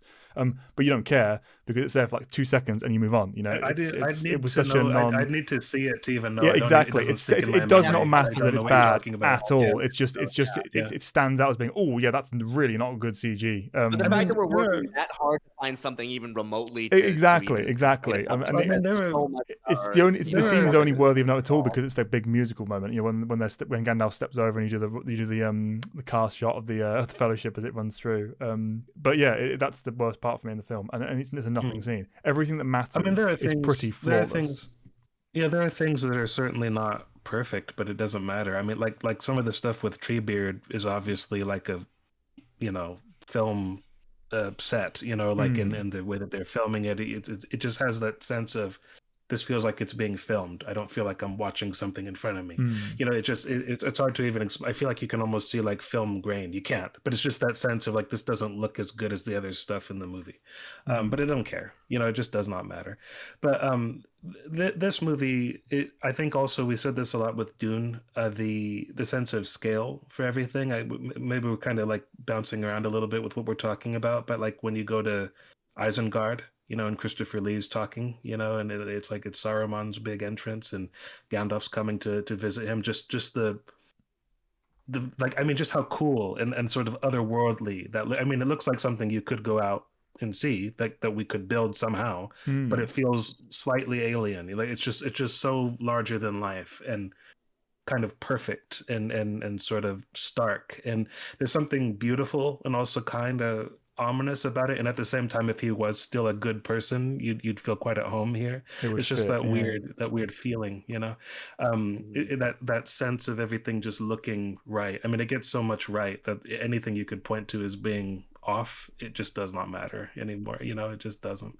Right. But aside from Christopher Lee having trouble climbing up the steps on his road. Well, you did it this morning. That put me in the right place. The famous sequence of that. But again, Christopher Lee's like performance as like Saruman. I mean, again, like what can we say that hasn't been said already? The stage presence that he has, his voice, his mannerisms. The fact that he's so perfect in this. Yeah. I have no idea how he thought he was going to be Gandalf, because he was built for this. Like, I mean, he like, sir, like you are Saruman. Yeah. But I understand his credentials of knowing Tolkien or having met him and like loving the mythos and all that. Only member of the cast who did. Yeah, but I'm sorry to say, Ian McKellen was in this for a reason. Like, he is Gandalf. He just is Gandalf. You, sir, are Saruman. Yeah, no one will ever be able to match his Gandalf. It's just one of those roles that was just it's timeless. It's done now. It's been done. It can't be done again. and I think a big part of that too, when it comes to like Saruman's character, like going back to the fact that the film, when we're initially, told of him, the fact that he was initially like, an ally of Gandalf, member of the White Council and all that, but the fact that he can go from someone's, so collected to just lashing out at Gandalf as soon as he like, gets critical of like what he's doing really helps. It really does help, sell the menace of this character and establish immediately the threat level, even aside from the fight scene, of course, too, which is the first time we get to really see either characters in some serious action, which is, of course, very entertaining in and of itself. So again, it's a great way of introducing one of your antagonists without making it feel overdone, because you never want to quite cross that line either. It's funny because I've said this many times, and probably in other recordings even, but this is a film series where there is a lot of magic. And when I try and recall how much magic there was, I can never really remember it. It always feels so seamlessly integrated and sort of a part of the world. I mean, it's not. There's a lot of magic. Do you really mean that? Do you really mean there's a lot compared to like other fantasy? No, not compared to others. It's not compared to others. It's a low magic setting by design. But I mean, in terms of when you go into it thinking, yeah, no, there's not much in there. But there actually is quite a lot. In terms of, oh yeah, that was a bit of magic. Oh, that was a bit of magic. It happens regularly, but it's so subdued and subtle and so part of the world. It's not big, flashy. Themselves. I mean, this is said of the books themselves. I mean, like Gandalf doesn't really go around blasting people with lightning too often. You know what I mean? Exactly. He does things with fire and light and all the rest of it. It's not that he hasn't got magic. And playing with that story they were given in the books, they get that across in the film as well. It's only when it's necessary, and therefore it's much more powerful. The weight behind it is stronger. Mm-hmm. Even in what can arguably call quite a cheesy battle here, Tenoch shoving between two old men. Sure. The music and the setting and the scene and the set piece mythology of it works. The music helps this a lot, and so does just the quality of like their voices and how kind of ugly it is and how messed up they both look at the end of it, even though they're just shoving each other around, But I mean, Peter Jackson doesn't like magic. He was open about that. He doesn't like Palpatine stuff. He doesn't like blue lightning like being blasted out of somebody's hands and things of that kind. So he wanted to keep it as minimal as he could, like even over and above what is just called for from the way Tolkien wrote things. You know what I mean? He just already had the sensibility to strip it down. And things do feel. I mean, the ring feels magic in a dark way. It feels and has a wonderfully character magical. As well. Like you said before, it was the antagonist of it. It is actually it's a character itself. Well, it was they considered it the protagonist of the prologue. Because it was prologue, its story. Yes, but it is the antagonist of everyone else's story. Sure. I mean, Sauron doesn't show up. I think quite rightly. Yeah, exactly. It works. So you have to have the ring to make that work as a story. It's very well done. They do a good job of like making the ring feel like it's a living entity that is very much working at cross purposes with our protagonists, even at any moment, even if it's in scenes where it's maybe less immediate, less obvious because of the effect it has on other people. Boromir, of course, towards the end being the most obvious example. The sound design. That's what's great about the that's what's great about the Bilbo handing it off kind of a thing, but he keeps trying to take it with him, and almost maybe even without realizing it on some level. Bilbo, it's the ring that's really great in your pocket. Whoops. Yes, immediately after hugging him, saying it should go to him. It's funny. And it's I don't know which is more disturbing, whether he's lying about it or whether he doesn't know that he did it. It's very either way, it's very insidious and helps elevate the ring. And they talk about I think it was Peter's idea to when he dropped it, they had that magnet put in so it wouldn't bounce. It just slams to the bottom. And it already made it larger than the average ring anyway as well. So they're trying multiple different techniques to make it work properly and have that physical weight to it on top of the narrative. Gandalf trying to he goes to pick it up, but then you see the eye flash over the screen right before he does it, like that. Just the fact that his finger barely even grazes it as well. It's not like it just touches it and holds it. Just that shot of it. It's so powerful. Every shot of this film, the sound design, the music, the angling of every image, just the performances. It's all so perfect. We're going to talk about this. We'll talk about this sequence in the book soon because it's one of my favorites. Is when he tells after he does his research for 17 years or whatever it is, goes off hunting with Aragorn in the wild. Goes Gollum hunting. Gotta go a lot of scrolls, man. It's got a lot to get.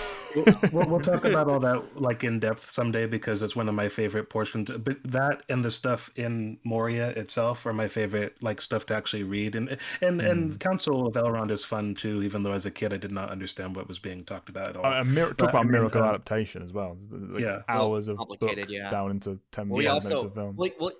yeah, well, even the added sequence, like in that, of like Gimli, for example, trying to destroy the ring with his axe and yeah, it was failing. fun. That's great. You Yeah, know, funny, and that, explains it for you the need audience because that. otherwise they're going to be Yes, like, the well, why don't audience- they just destroy it? Yeah, Why are they yeah, taking you it to have to. this volcano? It's because Yeah, it's you the only need option. Admittedly, film. yeah. Film is a visual medium, and again, the point is they just had a council where they all kind of said this. It doesn't land until you see, like, okay, we tried. It blew apart his axe. I will say this though, it is admittedly a little awkward though later on when he pledges his axe, despite the fact that to the Fellowship, even though you literally just he's saw got him many. You can break never the have too thing. many axes. He's It's got like- he's got it's three it's not iconic that ones big. before you even count his throwing Yeah. axes. It's just you have this funny visual in your head of like him pledging his axe and he's just holding up this broken blade. It's a little silly, but again, that was also something they needed Hey, to I mean, do. in the book, Aragorn carries around the broken sword. So I mean, He's very proud of that sword. He's very proud of that sword in the book. Yeah, the shards of Narsil and all that. Establishing the sort of disconnect that Aragorn has with his heritage versus his duty and lineage.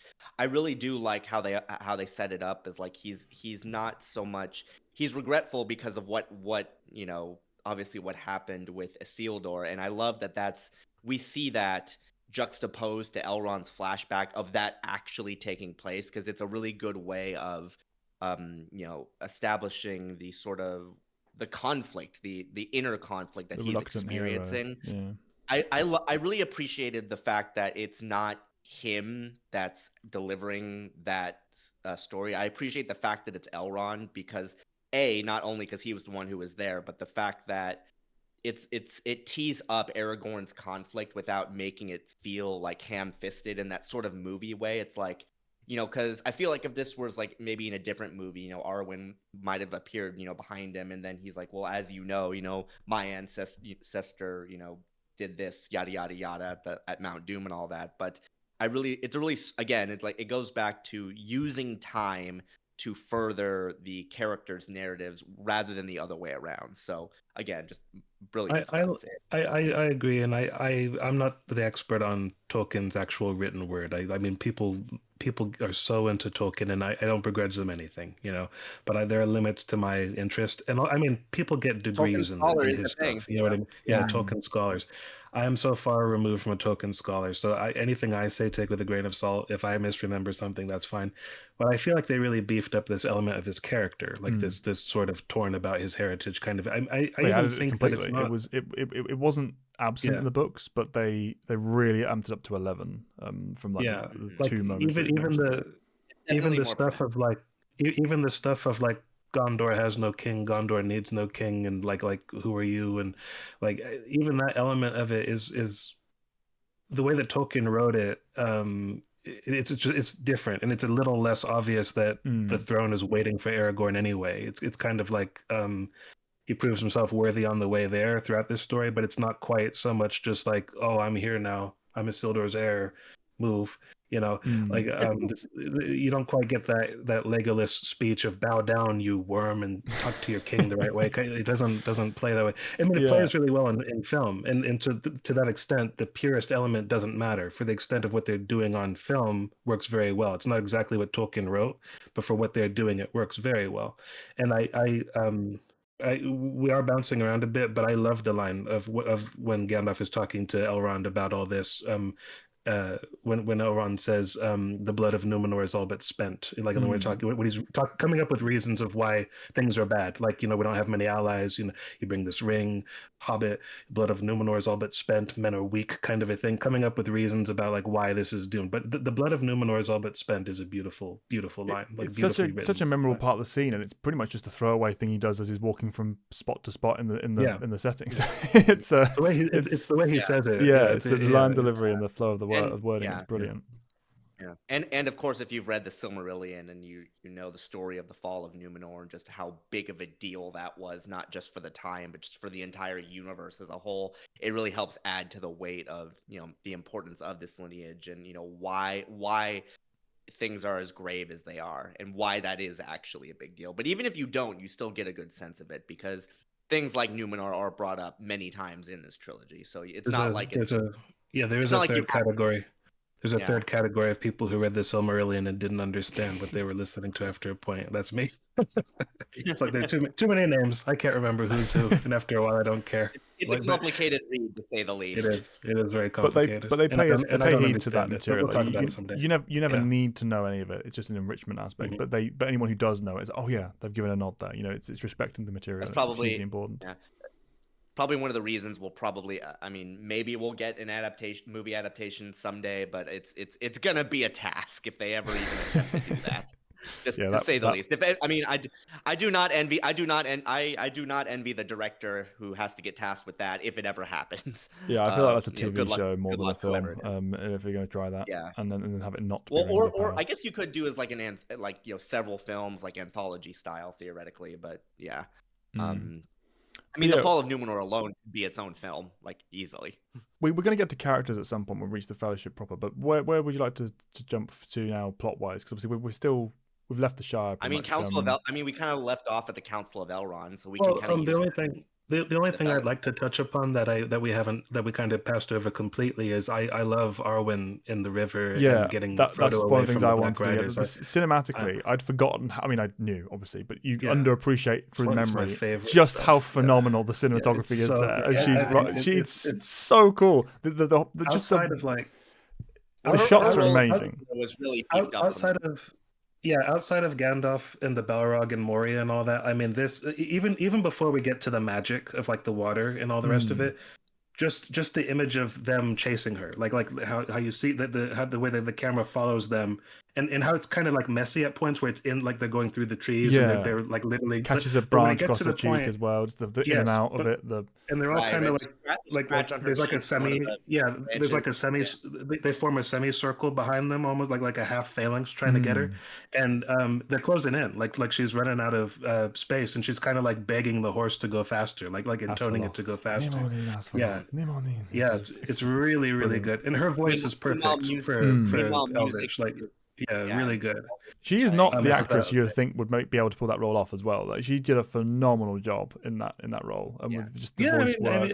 I don't know how amazing. I don't know how well she was known in her own right before this. I mean, obviously she's Steven Tyler's daughter, but I think also she was raised not knowing that. She was raised by like a roadie for like the band and thought that was her father. But I mean, obviously at some point you grow up and look in the mirror and realize who your dad is. But yeah, I mean, and so she probably has like a really interesting life story. But anyway, her performance in this I think is really good. Obviously, this was Glorfindel in the books. No, I do not give a damn. Sorry, folks. It's like I love. First, there are no women in this anyway, aside from like Galadriel, and she's almost not a woman. She's like a goddess. You know what I mean? I mean, arguably, I guess Arwen kind of is too. Like I mean, there's Eowyn, but she's not in this movie, right? Yeah, this movie has no women who are named really. It's I guess like one of the Sackville Bagginses, technically. There are women present, but they're not the characters of the piece. So for that alone, it's a good addition. But also, she's a character that's relevant to the story of the people present. Glorfindel turns up and goes away. I'm the biggest Glorfindel fanboy you'll find in the outside lore for someone who isn't a scholar. He's awesome. He's great. The material is fantastic. It's epic. But he's not relevant to this story of the Fellowship and Frodo. He's not relevant, and she is. It's a perfect tie-in to bring her in. It makes perfect sense. I mean, and they talked about the fact that her that's one of the judgment calls was, aside from wanting, from everything you just said, it would have been really awkward to like introduce her also at Rivendell along with the rest of the Fellowship. Exactly. It just would have felt very top heavy. Not only that, but she's the felt first. A bit too much in the way that it's portrayed. Yeah, and she's also the first elf we probably get introduced to as well within the actual story. We encountered them before now multiple times, but this is the first actual character. So to have her be able to show her who she is for the Fellowship and the story, who she is for Aragorn, but also represent the elves as a embodiment of the culture for a flash stop, and have that be someone who's actually relevant long term and not just going to disappear after the first 5 minutes. Because the alternative is Elrond sitting over Frodo's bed, which it does great job when he's talking to Gandalf, but that's not a snapshot of what we really need for the elves. So it was a great choice. I want to clarify Glorfindel. I don't have anything against him, but I do think characters like him are just too much. I fundamentally don't like characters who are that powerful and that crazy. I mean, that's kind of what I meant when I said I kind of feel that way about most of the humans in this story after a point. Like I don't really think of Aragorn as a person or like a character. You know what I mean? Again, he's an archetype, or he's an idea. In this movie, he feels as like kind of low down and grungy as he ever feels to me. But even then, or range there's like there's like a heightened version. If you then put Glorfindel in this, who like literally glows with his might and power or whatever, like that's just too much for me. I mean, you may as well. I think that just it's even been asked, like, why wasn't he a part of the journey? And I said, the excuse that I've heard is that he's too powerful. He shines too brightly. He would draw the eye's attention. They wouldn't be able to hide if he was with them. It would have been a little much. And to your point too, like Arwen having like more presence in the trilogy overall is definitely a major point. I mean, she was. I mean, I think everyone knows at this point that she was originally filmed being in Helm's Deep, during 2 hours. So it ultimately ended up getting cut, but still, it not only enhances Aragorn's story, but gives her so much agency. Why. Her presence in this story and, her connection to all of that, why that's relevant. And also, tying it, to the ring too, and how that affects her sort of, standing in the mortal realm it's a good way of like tying, like, yes, all of these characters, even if they're not part of the main fellowship, still have a very, very real stake in what's going on. And it's a very good way of establishing that without having it, bog anything down from the main narrative. Yeah, it's a change I approve of, and they're just I love the line that wouldn't be there if it had been Glorfindel. It's like when they kind of have her cornered sort of, and they give up the halfling she elf. Like she elf is like at the end of that is so good, like it's they almost spit it, as like a line, and she's like, if you want him, come and claim him. Just means so much more when she's not Glorfindel, like who wouldn't even like bat an eye at this. Just like, you got nothing on me, it's just so cool. And it's weird how much like presence the Black Riders have, given that Aragorn did kind of fight them all himself anyway. Like, you know what I mean? It's like up at Weathertop. I always forget where this place is called. Is that what it's called? Weathertop, yeah. I've screwed it up before, and Callan got on my case. First scene that Viggo worked on. First scene that Viggo worked on. Yeah, that was like, which is insane. He got shot in. Oh, by the way, you're fighting Five Nazgul today. Is it? What? Does everyone know that? Because the original Aragorn got fired. Like, is that like a well-known? I'm sure it's well-known to nerds. Well, it's one of the things. It was his introduction as a character in the commentary as well. Like they mentioned that his fired him. Okay, that's right. The fact that it came on the back of the previous Aragorn being fired. He does a good job with all of like the physical aspects of this role throughout the entire trilogy. So you really got to give him credit. I mean, literally broke his toe for these movies. And when I say that, I don't relate, all of the actors, they got put through the ringer through all this. That's true. A lot of injuries. Legolas got fucked up. I think he broke his ribs or something. Like Orlando Bloom did something pretty serious. I think he like fell off a horse or something, right? Something like that. Well, I think he had to get on the horse, like in that condition or something. But what's his name? Sean Astin also like cut his foot horribly. Oh yeah. And then the other one, Monaghan, Mary had a terrible splinter. That's the best splinter. I can't believe you made that. I want to know. I want to know the truth, but I suspect Pippin's got the truth of that one. Like, it's because they tell competing versions. Well, he's saying it so over the top. He's clearly being dramatic about it as well. As it's going to be a big old thing. I know, but he said he had it like encased in glass or something. So I'd like to actually see it, so we can know who's got the truth of it. The fact that we have so many stories just about the commentary, we can quote the bloody commentary itself, shows you how magical that is. Everyone has to go and watch the extended edition behind the scenes if you haven't already. They're phenomenal. I mean, going back to the Council of Elrond, like, do we want to kind of jump into sorry, just one thing before we got there, because the only thing I wanted to add about that was the introduction of Strider, or Aragorn as Strider. I loved that. It was not quite one for one with the book. It didn't need to be. I'm not someone who's a purist at all, but they captured the essence of that so powerfully and so well. It's like this guy's is cool. He's dramatic. he takes on the kind of leadership role. It's hard to introduce a character of his significance and his scale to the story as far into the film as they were. It's not an easy thing to do, and he very quickly settles into the kind of position, and you feel, okay, he's always been here, even though he's only been here for like a few minutes by the time you get to Rivendell in the grand scheme. Very well executed, very well handled. Yeah, I did want to say that when I say that I can't quite relate to the character of Aragorn, it's not his fault. It's all these characters feel a little larger than life for me. That's all I mean to say. Like he does a wonderful job with the character. Like I don't want to ever come across like I'm saying. Sure. They're all cast like perfectly as far as I'm concerned. There's not a single miscast in this entire film trilogy. Yeah. The only thing from that though, that is true, because it's one of the things that's true of Tolkien as a writer in general. Most of what they do to breathe life into these as characters as people comes from the film side. It's not a criticism of Tolkien himself. He does it when he needs to. I mean, Gollum being the prime example. He writes characters very effectively, very powerfully. But it's the best character he ever wrote. Yep. Yeah, in my opinion. It's pretty much indisputable, to be fair, in terms of the character work that goes on. It's the intent behind it, because he's not writing a character piece in the grand scheme. He's writing a mythology, and mythologies, if you've ever dabbled with them, tend to be pretty loose on the character work. It's all about the grand kind of story, the theming, the message, the point behind it, as it were, whatever that happens to be. So that carries through to the nature of the book as a written piece, and that's, we get that in the film as a result. They help it with humor, they help it with little side gags they throw in, they help it with some of the action pieces, they help it with the reluctant hero arc they give Aragorn that wasn't part of the book.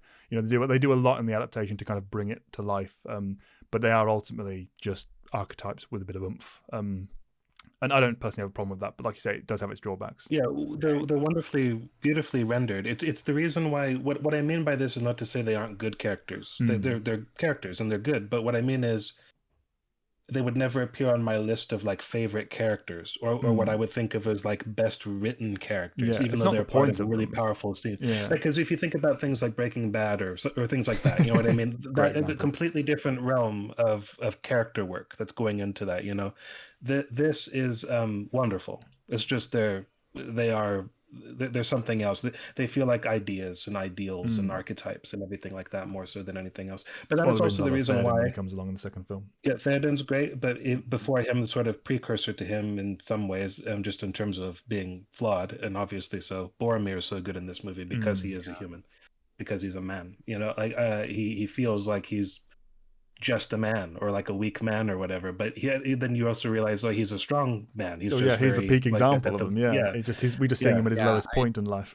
Yes, I really do like the arc he goes through, despite it coming into later. His sort of his desperation, his initial sort of reluctance to be a part of this ultimate acceptance, and I love the dynamic between him and Aragorn. Because he wants him, because he's kind of.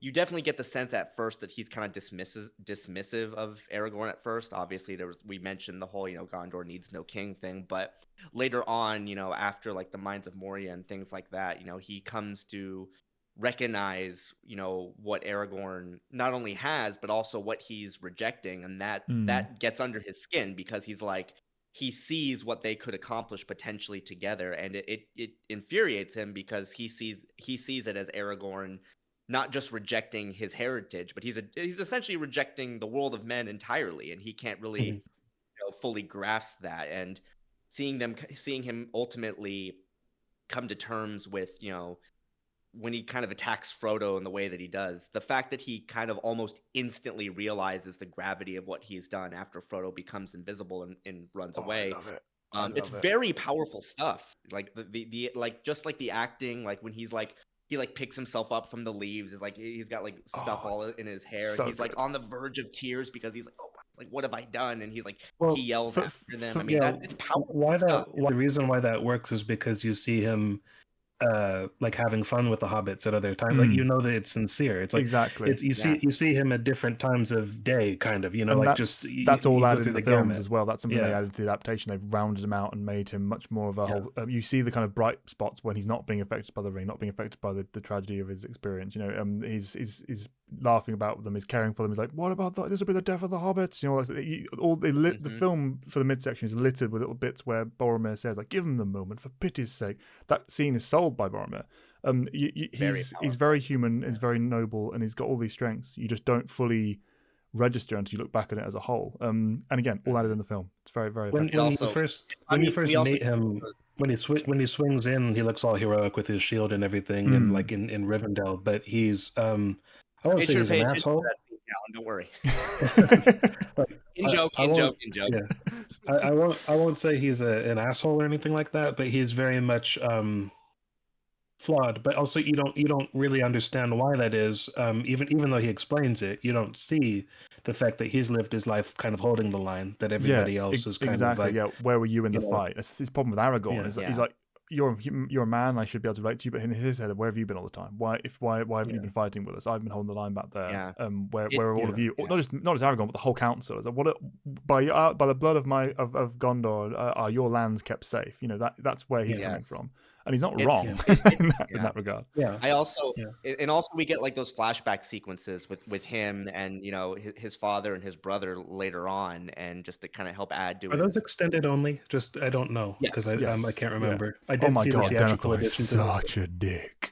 It's just like relentlessly just shitting on Faramir. But I love John Noble's Denethor. I love dickhead Denethor. It's brilliant, but it's comically over the top. It is comically tragic. He is awesome. No, he's I love perfect. it. I love it. It's not a criticism, believe me. It's not. I love it. With Faramir, I know his uses and they are few. Like I mean, that is so perfect. Like that is so horrible. Good.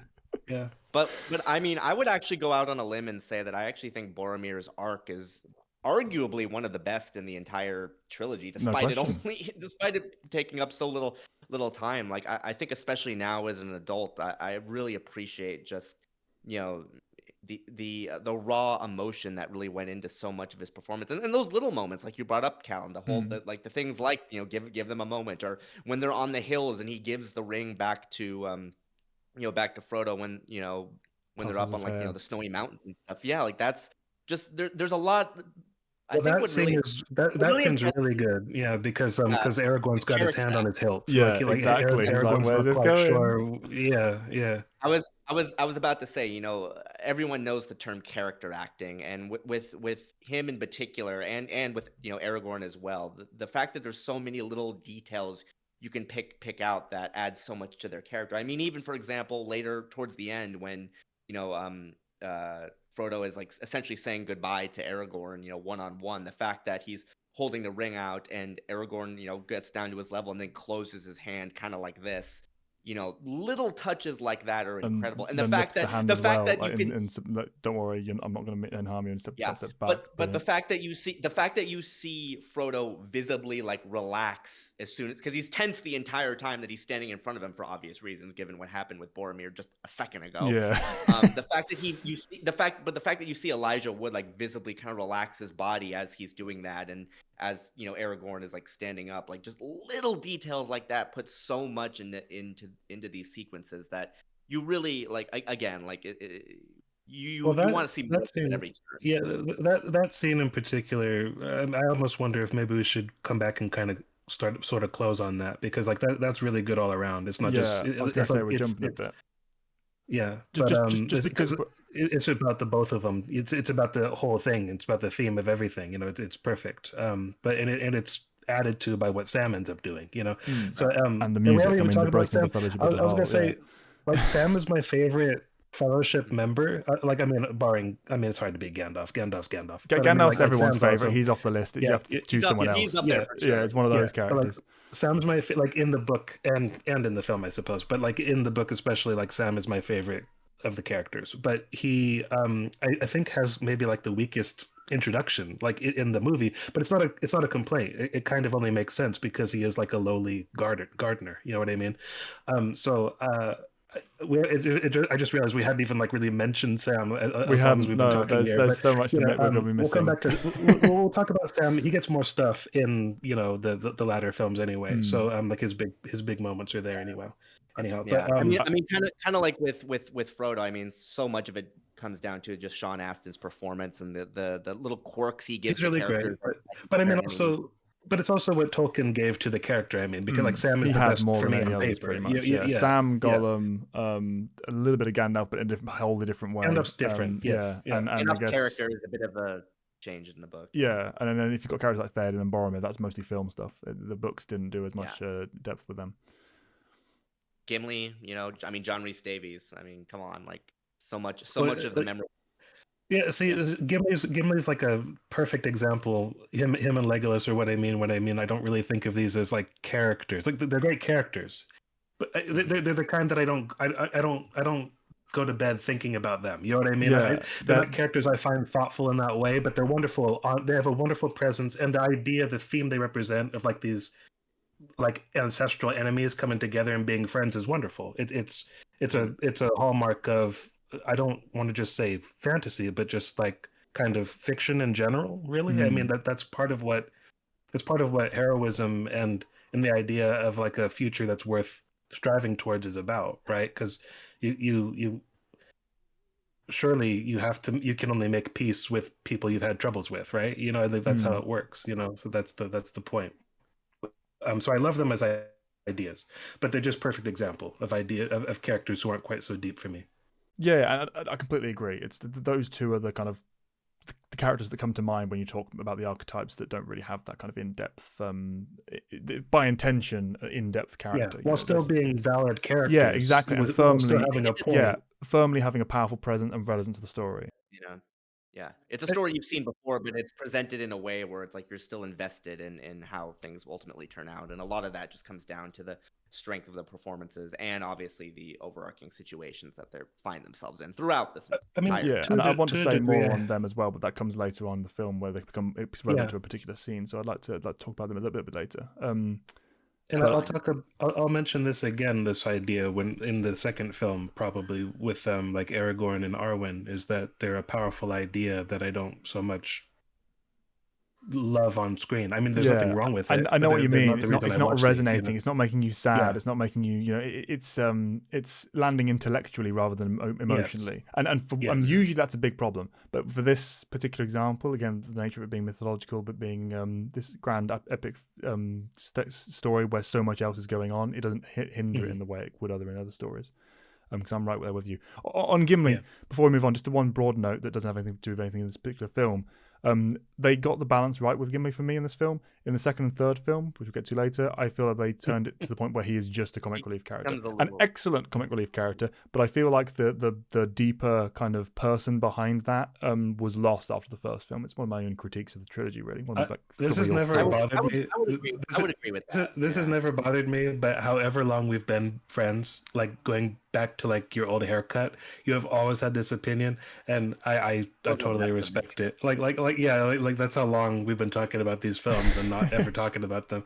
It's like basically since the day that we became friends. So I've always known that you're not so keen on what they do with Gimli's character, but I totally respect that. And again, it's not like God, what have they done with Gimli? Again, it doesn't bother me. It's just I think it's something they could have done a little bit better. One of the few refinements I would have offered looking back on it in retrospect. And the same thing with Legolas. Post Lothlorien in this film, because he's not as bad at that point. Boring. He goes to just stating the obvious. His job is to exposit in a sentence and then not speak for the next 5 minutes of the film. And then kill a bunch of orcs. And then have a bunch of leggy moments, as Orlando Bloom calls them. Some of which are fine, some of which are abominations, but we'll get to that later. I do love that Orlando not only knows about that meme, but actually has had fun with it in the past. I will give him credit for that. Yeah, well, they all have fun with it. They all love it, don't they? Too serious, but I appreciate actually enjoys that. Do you think there's abominations in this trilogy, or are you mostly talking about the Hobbit? Just the Hobbit. Okay, there's some envelope pushing in this trilogy, but it's only the abominations are only in the next film, in the next trilogy rather. But he after Lorien in this one, he does just start become I'm going to state something for the sake of exposition and red sun rising with blood has been exactly this forest is old. Very old. Yeah, that was my favorite. There's so many of them. It's just non-stop. It's literally a drink. It's a drinking game. It's a drinking game. Every time Legolas says something, he's stating a fact, and there are two exceptions, and they both tie together. His drinking game, he kind of does that. It's affecting me. But the forest thing, I know exactly what you're talking about, and it is hilarious. But in the books, he does go on about this forest is old. It's been here even before. Yeah, no, for sure. But he also does say other things in the book as well, so it's balanced out. It's not what he says; it's the fact that exclusively is exposition, and the only exceptions are tied together. It's so clipped; it comes off and condensed. It was a condensed form of something he actually did say. Is it like so when they were writing writing is sure. like, what does this guy talk For about? He sure. talks about the forest. It's like, okay. No, it's again not a criticism of that moment. It's just if you Yeah. literally you can add them up into a pile, and everything post Lorien in film one, it's just either him. It's a good moment with Gimli, or it's him expositing. It's bar none almost. It's ridiculous. But yeah, it's just those are the two issues I have. And then I don't care about them, but they are just like intellectual. I would have done that a little bit differently, kind of thing. But yeah, anyone else in the Fellowship? I mean, Merry and Pippin. I mean, the charm, the humor. Yeah, we could talk about them endlessly, but they're the same thing over and over again. They're wonderful. I mean, my favorite bit of them is two. I like them screwing around with Boromir, where like he's teaching them to fight, and then that's really fun. But I also love, it's brilliant. I also love the just the way Aragorn reacts when he's like, what about second breakfast? And he's just like, he's staring at him like Aragorn's like 90 years old. He's never bumped into this attitude before. He's just like, what are you talking about? Yeah, like, and also they're like, he's plenty foul enough, and he's like, excuse me. But the fact that he he talks after they say that, and like they didn't know he could hear him. To Rivendell, that's really good. I also do, to your point though about the second breakfast thing. I do like that. Like after that sequence, you see the apple like go over the tree as he's sure. Them like that. That's a nice little like. It didn't really bother him. It was like a little quip. It's the combination of all of it. Just like his totally nonplussed, like you've already had it breakfast. He's like, well, we've had one, yes. What about second breakfast? He's all pedantic. Like, don't you know about like don't you know for second supper and tea time and all that. Yeah. What was it like? It's 11's luncheon, afternoon tea, dinner, supper, all of which exists by the way. Another thing here. Later on, like the lambus bread when Legolas is talking about how a bite can like fill an adult commercial. Like his Lambus commercial. How many do you have? 4. Like that's brilliant. And again, all that was in the book, just slightly different because it was Gimli and the random elves rather than Legolas and the hobbits. But yeah, there's so much to say about them with the charm. Most of what we have to say with Merry and Pippin comes in the second film and third film, obviously. But yeah, I love them here. In this one in particular, you forget just how constantly Pippin is fucking up. Like it's just non-stop. Yeah. Everything he does is pissing off Gandalf or putting them in mortal peril. I'm rid of your stupid. Or when they're at the door, he's like, "What are you gonna do?" Yeah, exactly. It's just I'd forgotten how relentless it was, and Gandalf's reaction just makes it priceless. It's like, bang your head against the door, Duck. That does not make. And that's straight from the book as well. That's actually a line from the book, which makes it even funnier to me. So god! Let it never be said that Tolkien did not have a sense of humor, because he most certainly did. Absolutely. We haven't talked about it actually, but it is weird. One of the things, because he's got a weird tonal jump at times in his stories, where he's going from like The Hobbit and the Hole to like pure epic high art fantasy mythological stuff. Like it's weird how vast the two extremes that he. I mean, some of that. I think some of that is because of what a lot of people talk about it. Eccentric, yeah, but I think also because by nature he was like a revisionist. A lot of his work was born of a process of going over it again and changing things. I mean, the ring itself in the first edition of The Hobbit was just it was what it was, a magic ring that turned you invisible. It wasn't this storied magical talisman sort of avatar of the Dark Lord that had warped Gollum into being what he was, so he had to reframe that, and he did it beautifully. He did it wonderfully. He did it in a way, and also the fact that the lies Bilbo goes on to tell in that version about how he found the ring to the dwarves and Gandalf. That's like an early seed of like the nature of the ring, but it's just not there in the original copy of The Hobbit that if you own, I'm sure you could sell for a lot of money, but I mean, it's really cool. I mean, but so much of what he was about, I think he was like, there are basic questions or like basic or seemingly foundational parts of the lore he never landed on. He was never entirely sure what he was doing with Galadriel. I've heard rumors that he wasn't quite sure about the actual spelling of certain words like orc. Like he thought maybe he was warring with whether or not it should be a K or a C or something. Just things like that, that never satisfied him. So he was a revisionist. Like so much of his stuff, so much of those tonal imbalances or changes, aside from just being who he was as a person, might have been borderline happy accidents or kind of like unintentional, like when he first started.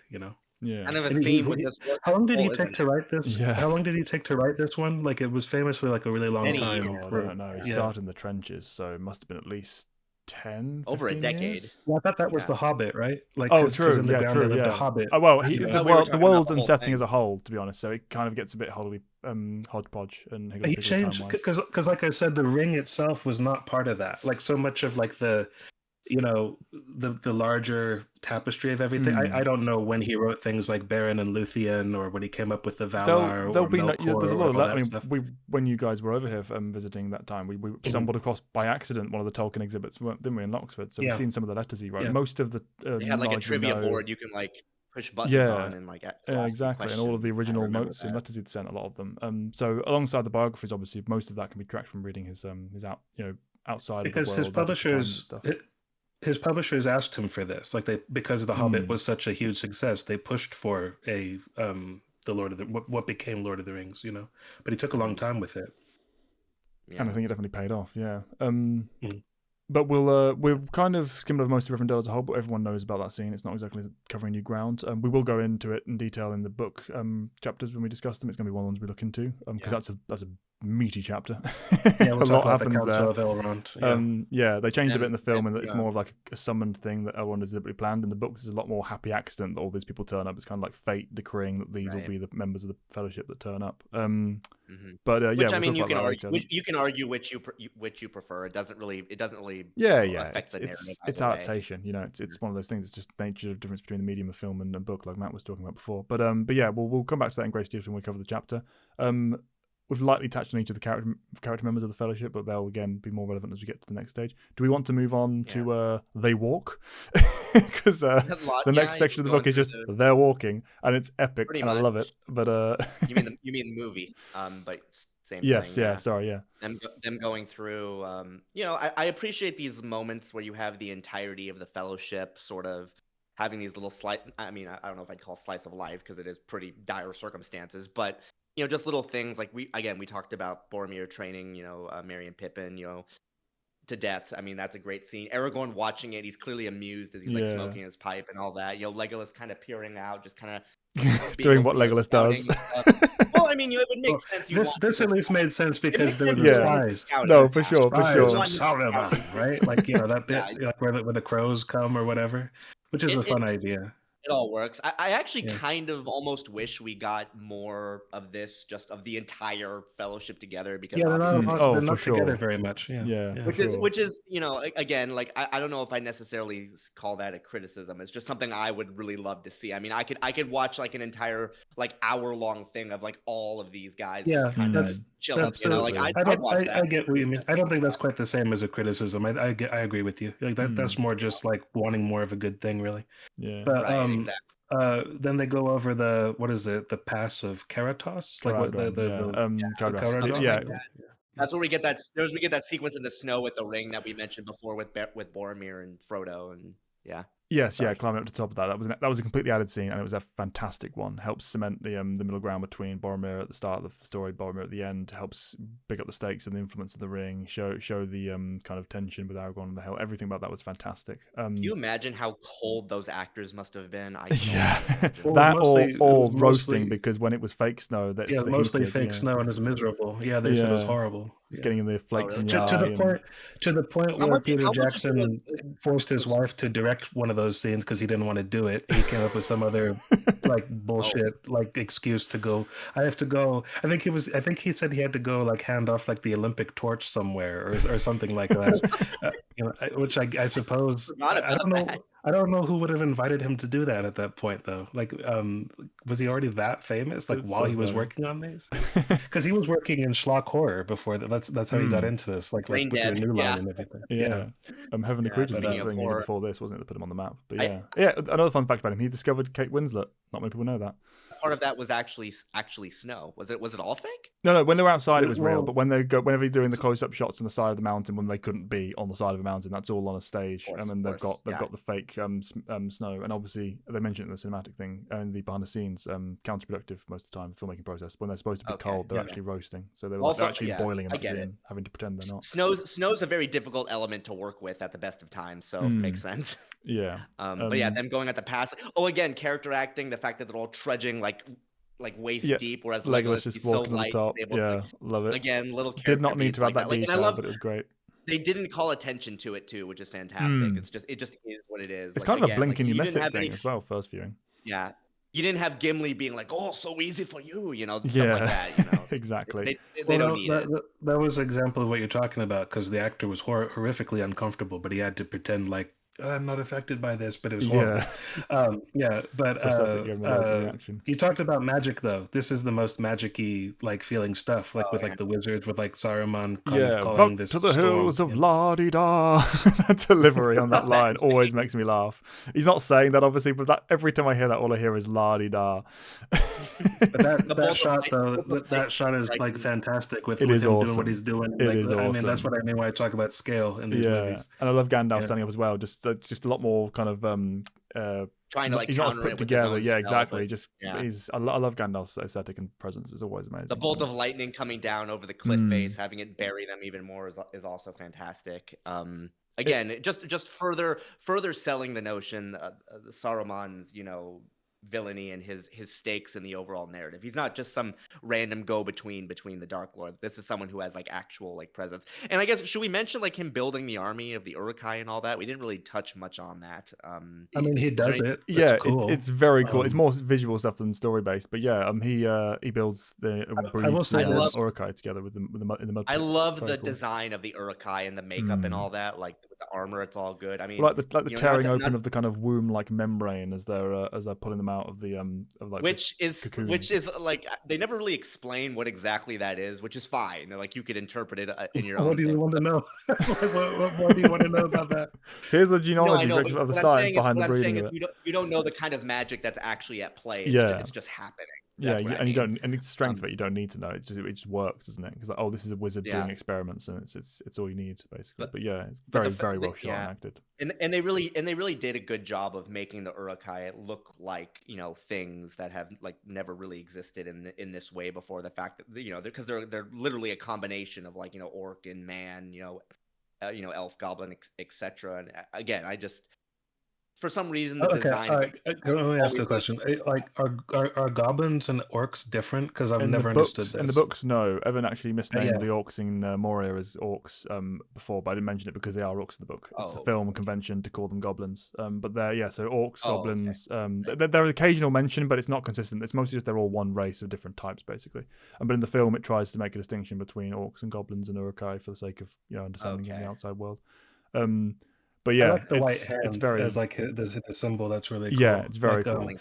That's my favorite thing about them. Yeah. Because they're not really a character. Like the main one is just an enforcer type, And the instant presence as well. The fact they're just coming out, they're ripped up to the teeth compared to the goblins that were slouching and snarling next to them. You can see the difference that they're supposed to represent in terms of the threat. And even when that first one comes out, he immediately lashes out and strangles the nearest orc, and Saruman he stops the others from interfering because he wants to see how this plays out, and it's a good way of establishing that, but no, these are a step up from what you've seen so far. And I also like that they established that one of the biggest things the Uruk-hai have over the others is that they can fight in the day optimally as much as it were at night, whereas with orcs it's very much established, that they're more dangerous at night because it's just more of their environment and what they're used to. So I like how that's also established as something they have going for them. So they're stronger, they're more intelligent, and they don't have the same sort of weaknesses as far as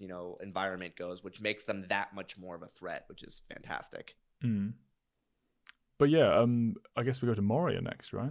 A major set piece of the story in the film. And probably I like to look at some of the stuff in the chapters because this is my favorite stuff to read in the books outside of Shadows of the Past. This is my favorite stuff. We also got that horse sequence thing that we were talking about before recording, right, Matt? Okay, so there was a studio note that they somewhat the writers somewhat resented being made to add about how Bill the pony's going to get home because the studio executive didn't want audiences to be sad about the pony just being abandoned and like, you know, whatever. We were trying to think of examples of do we have any complaints about this? And I really don't, because even in that, I was like, you know, I'm sure some little kid would have asked, like, and what's also going to happen to it's the fine. horse? It fits the character of Sam. You know, It it's does not it's just matter. Aragorn going, you don't know, worry, Sam. yeah. He knows the way home. Like, it's a tiny little Yeah. moment. Like, it's Yeah. perfect. Yeah. I again, the fact that personally, you have I to have look that no far just complaints in about it. this movie. You know, Mm. I just don't. I love it. But yeah, this whole sequence, I love the fun of them having to get inside. It's slightly different than how it was written in the book. I think it's Mary who helps solve the. I think Gandalf does it himself, doesn't he? If a little bit Does of he do it help from one himself? of the others, maybe. Okay. But yeah, I'm pretty sure he Well, comes. To... it's Frodo who figures it out in the film, but in Mm. whatever the case, I'm pretty sure in the book it's slightly different. But then they get attacked by I think people call it the Watcher. Is Yeah, that the Watcher the in name the for the dark. So yeah. yeah, which I thought was really cool as a kid, even though I didn't know Or Watcher why the it was Daughter. there. Yeah, but really cool, loved it. And then I thought it was funny because Orlando Bloom, I thought a hallmark of his career was he's always going to get attacked by krakens. 'cause Yes, that yeah. happened in, you know, but Can't get away from it. Particularly yeah. in this era of filmmaking. For me, the real Yeah. magic starts with this when the doors are slammed shut behind them and the Sure. crash, like that sudden silence and that solemn kind of closeness of the air, like the feeling of being in an entirely different environment was really captured very, very well. Everything from start to finish in Moria is perfect for me. And I mean, one of my favorite scenes of the entire trilogy as well, with the simple spot of I don't know where we're going next. I have no memory of this place. Could have been just a funny bit that they sat and had some other characters saying some things with, but they made it like a linchpin of the entire theme of the story, with Gandalf talking to Frodo and saying, you know, that infamous. Well, that or was famous in line. a different spot, right? Like that It was, in, yeah. that was It was somewhere else in the elsewhere book. So yeah. So they found I think that they made a right choice to put it where they put it because it's about to become more prescient with Exactly. the loss of Gandalf. Yeah. But And absolutely wonderful. perfect delivery from Ian McKellen as well. Sure. And slightly altered as well. Yeah, The wording is slightly altered. It makes it much more elegant in the modern context, if you ask me. Good job by the writers, all three of them, whichever one did that part. For anyone who's not aware of the line I'm talking about the way, it's so do all who live to see such times, but that is not for them to decide. They know. If they don't know and they're listening at this point, I was going they're to say, insane. you should know. Clinically insane. Yeah. What What are you even listening to if you don't know what he said in that scene? You know, I mean, it's like just listening to us talk about this thing, like, but like knowing nothing of what we're saying, like that, you'd be insane. Get help, you know. Just But doing anyway, due diligence in case. This But is yeah, also like the closest we get to seeing, you know, we see Gollum. We don't see his full design like Matt mentioned earlier, but we see a little bit more of his hands. We see his eye and that stuff again. Scared the shit out of me as a kid when I was watching like this on like because I was watching it like when I'm watching you guys. You know, I was like, oh God, what's that? You know, like but also like it's funny how Gandalf just tolerates the I know. It's just Gollum. Like he's been following us for what does he say? Like he's been following us for 3 days. Like 3 days. 5 days. I think for 3 days. 3 days. Yeah. Something like the fact that he says it so casually. I always forget how many times they put him in there because even when they get to like the woods near Lorien, he's floating around on a. Well, from memory, that's the log or first time whatever. it's noted as well. On the outside is that they catch it when Frodo wakes up in the middle of the night and feels him thumbing around. That's what he's talking about. That's what he's talking about. The log on. No, but actually in Lorien No, itself no, in the book, no. but it's in the film. It's a little bit later on when they're drifting down the water, down the Underwind. What are you talking about? I'm confused. Sorry, you're talking about the scene where Aragorn and Boromir note him in the water. Yeah, that's what we're the talking time about. we see him in the film. In the book, he's also found by Frodo, wakes up in the night and hears him while they're up in the trees, sleeping in there on the platform. He does? Oh, on the Malorns. I don't remember that at all. I thought you were. Are you talking about a sequence from the book or the movie? Sorry, that was a book thing. That's not a film thing. That's a book thing. Okay.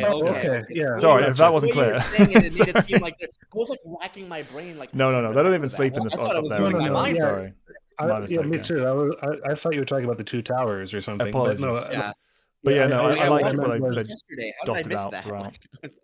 All I meant was I forget how in the movie how many times Gollum is kind of like just off off the screen there. Like, and it's funny because because I obviously always forget those moments. it's very effective that we don't see him anyway. But the actual reason we don't see him is properly is because they hadn't fully finished him. Yeah, and it's very clearly different from the second film and third film, but it's still close enough where you don't even care. Not that it matters. Regardless. The best shot of him in this movie is in the prologue, where it's just his silhouette, and like you even see like his scraggly hair in the sunlight in his cave. That's just his whole existence, like in a nutshell, right there. It's really powerful. Straight. I mean, we're gonna do Riddles in the Dark someday, which is The Hobbit, not Lord of the Rings, but it's one of my favorite chapters ever written. It's my favorite part of that book, aside from Bilbo with Smaug. But I mean, it's. I mean, I like it more than the stuff with Smaug, but Smaug's like up there. Like it's really good the way that stuff was written. Great. Perfect fairy tale writing, as far as I'm concerned.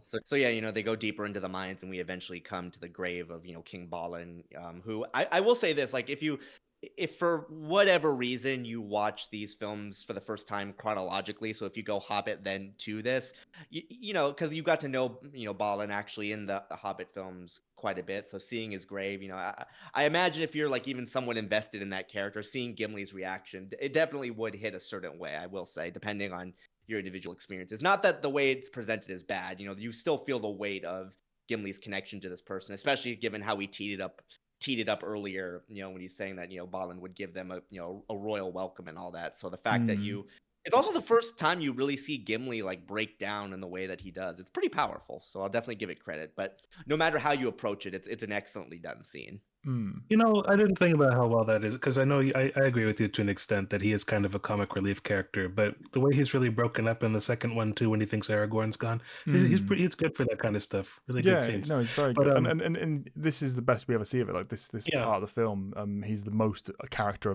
we get from this. I just wish they'd carried on more of that for the second and third. I agree with you. Yeah, but the this I was a little bit sad about, because I hadn't read the Lord of the Rings, but I had read most of the Hobbit. Like, you know, there were probably bits. I probably skipped over some of the elves singing songs or whatever, things like that.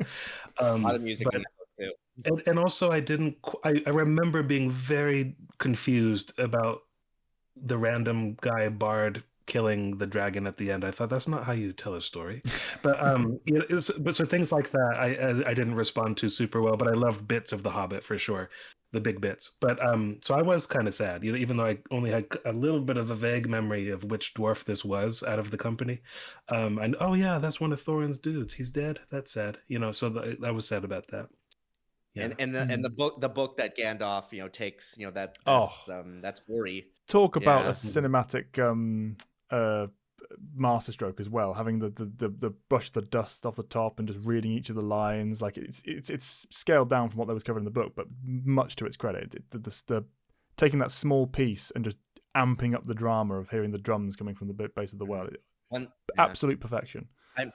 I will say this, not to like do a massive tone shift or anything, but for some reason, one of the sequences from the behind the scenes of The Hobbit that I actually, for some reason, kind of sticks in my head is when they're interviewing the I forget his full name. I know his first name's Adam. I don't remember his full name off the top of my head. Who plays Ori in that trilogy? He talks about the fact that skeleton, the transcriber, is actually Ori, and for some reason he makes this kind of cheesy joke at one point where he's like, "Oh yeah, I lost a lot of weight for that role." I don't know why, but like that. Now you mention it, I remember that bit as well, and I haven't even seen the whole of the behind the scenes for The Hobbit because it's depressing as hell.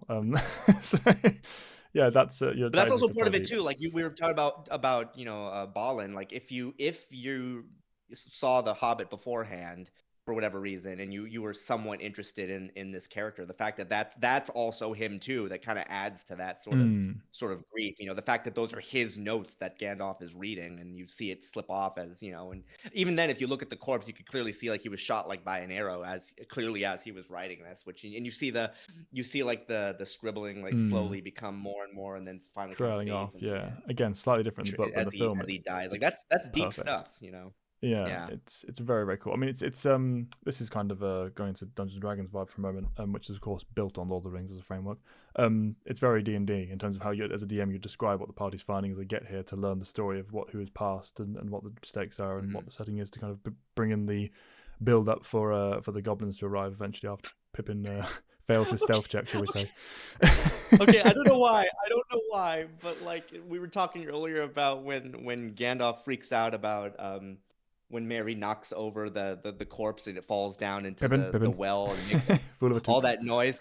For some reason, when you brought up D&D, I thought of Baldur's Gate, and then I thought of that happening, and then like a little thing going over the screen. Gandalf disapproves. Yeah, basically, it's built off the back of this kind of these bones, so it's fun that way. But yeah, Yes, it's a beautiful scene. if this was Baldur's Gate, that would, and you did that would happen. Yeah, it's an amazing scene. I mean, just as like, and they actually use this as part of the selling point for the film with the execs as well. But just taking the start of the mine, the tomb, Balin's tomb scene to the end of the action, it's a perfect little microcosm of the whole film. Like in terms of having the scene setting, the thematic nature of it, the character work, the action. I mean, the action blocking throughout this action scene is one of the best in the trilogy for me. Yeah. Built, the rhythm of it, the build up to it, the fact that they've got the very real character of the cave troll as this kind of sad imprisoned animal kind of type.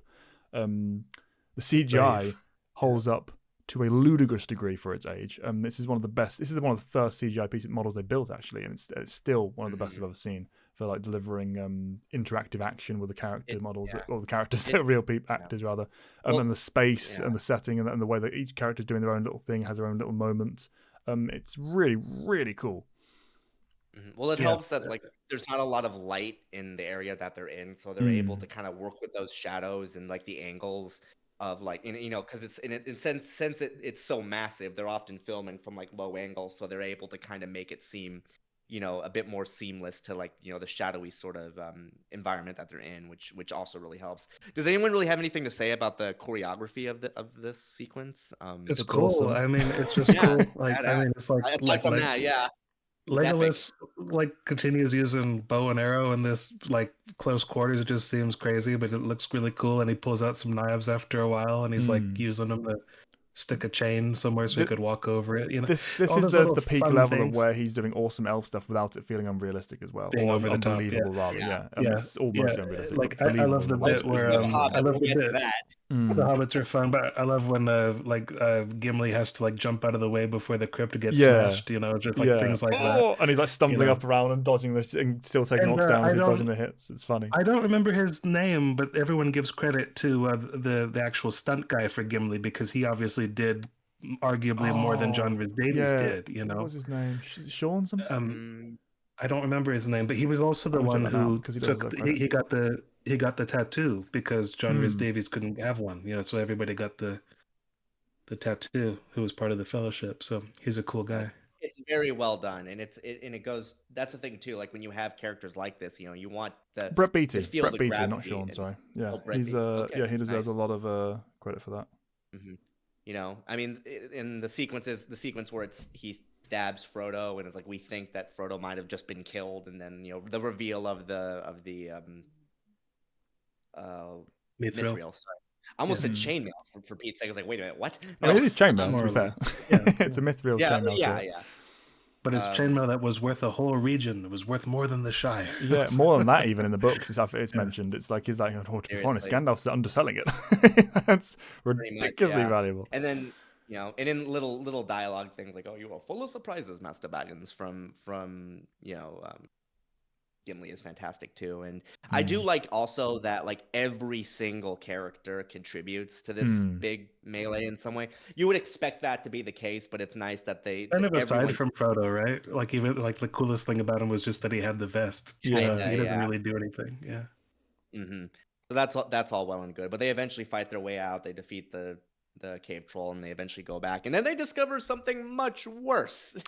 Kind of to their benefit, because if they didn't, they'd have all been dead anyway. So unless Gandalf pulled something out of his hat quite rapidly. Gandalf knew it was there from the get-go. They established that in the film as well. But he's clearly like not ready for it to be there. Like, I mean, the way that's played is just so perfect. It's the moment is captured absolutely. Again, you say that very differently from the book because he isn't aware of it the same way as everyone else. They change who knows what at what times. Every choice for my money is the right one. For kind of playing it to maximum drama. Well, no, even in the movie, he knows that it's there from the get-go.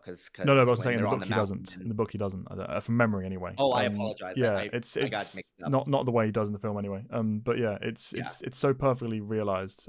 That's and just the drama of it, the way his hair's scraggled and sweaty from the previous fight, and he's just like standing there. This foe is beyond any of your run. And he says that But you get the kind of just so comical Benny Benny Hill Hill. moment. Well, it really is the first time we ever see him like really, really stressing, aside from the fight with Saruman. So this is a big deal. And the design of the Balrog too is just spectacular. It's a point of contention too. But he's so cool with the wings. I don't know if people. Well, don't also like in that, the right? prose, it does actually describe the unfurling of great shadowy fiery wings, but it's meant. Its interpretation is meant figuratively, not literally. Do the illustrations not give it wings in the book? All the concept artists do for this, they do, but I'm just saying fans are very divided over this for reasons even if it's not written that way, who gives a shit? It looks awesome. Yeah, exactly. It's awesome, and his fiery whip is the coolest fucking thing ever. I love that thing, but I love the fact that no one. They do speak, but they don't know what's coming. I love the fact that Legolas does not. In the book, he says he knows what it is, and he announces it. He's like, "Oh, a Balrog has come," and it's like, it's much better to just see him scared because he's a badass elf. It's much better to just see him quiet and scared and have Gandalf do the. Oh, it's a demon of the old world, that kind of a thing. Like, it's so good. And he recognizes it after the fact, but having it be like it had to be explained to him first. Oh shit! Like in that fear moment, it's so powerful. Yeah, but this whole bit, the bridge of Khazad-dûm, is that what it is? I've always, if I was looking for criticisms, it might be the way that we play with physics with this bridge, but I don't care. You know what I mean? I don't care. Even the idea that after a point when it's breaking on both sides, the little bit of weight from a hobbit and one guy would sway the way this thing is going. Oh, sorry. Yeah, sorry. No, that's not the Bridge of Khazad-dûm. Yeah, that's later. I was confused then. Yeah, you mean the actual the little crossing part they do? Yeah, that I agree with you. Okay, you're splitting hairs. Sorry. I thought you were making a joke about the Balrog stepping on it or something. But yeah, that is the bit. Because that is a bit ridiculous. It's like, whatever. Like, I don't. But I don't care. Like, again, when I was racking my brains of like, do I have a criticism? Even when I was a kid, I was like, I don't know about these physics, and I still don't know about those physics, but I suspect the hell out of those physics. But this is also where we get the whole nobody tosses a dwarf line. Not the bird. Yeah. Which is all about the setup for the payoff in the second film. I love the payoff in that one. Right. It's so good. So they get to the bridge, and then we get the confrontation between Gandalf and the Balrog. Does anyone?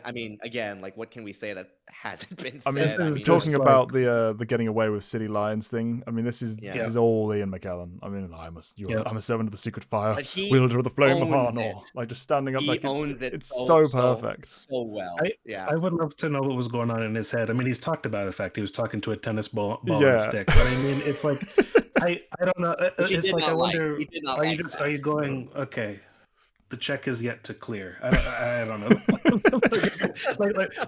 It's one thing if you've already been like paid, you do whatever. It's like, of course, I'm a servant of the secret fire, sure. But if you haven't been paid yet, you might be going, just dark fire will not avail your flame of Undun. Like, who could make that work as effectively?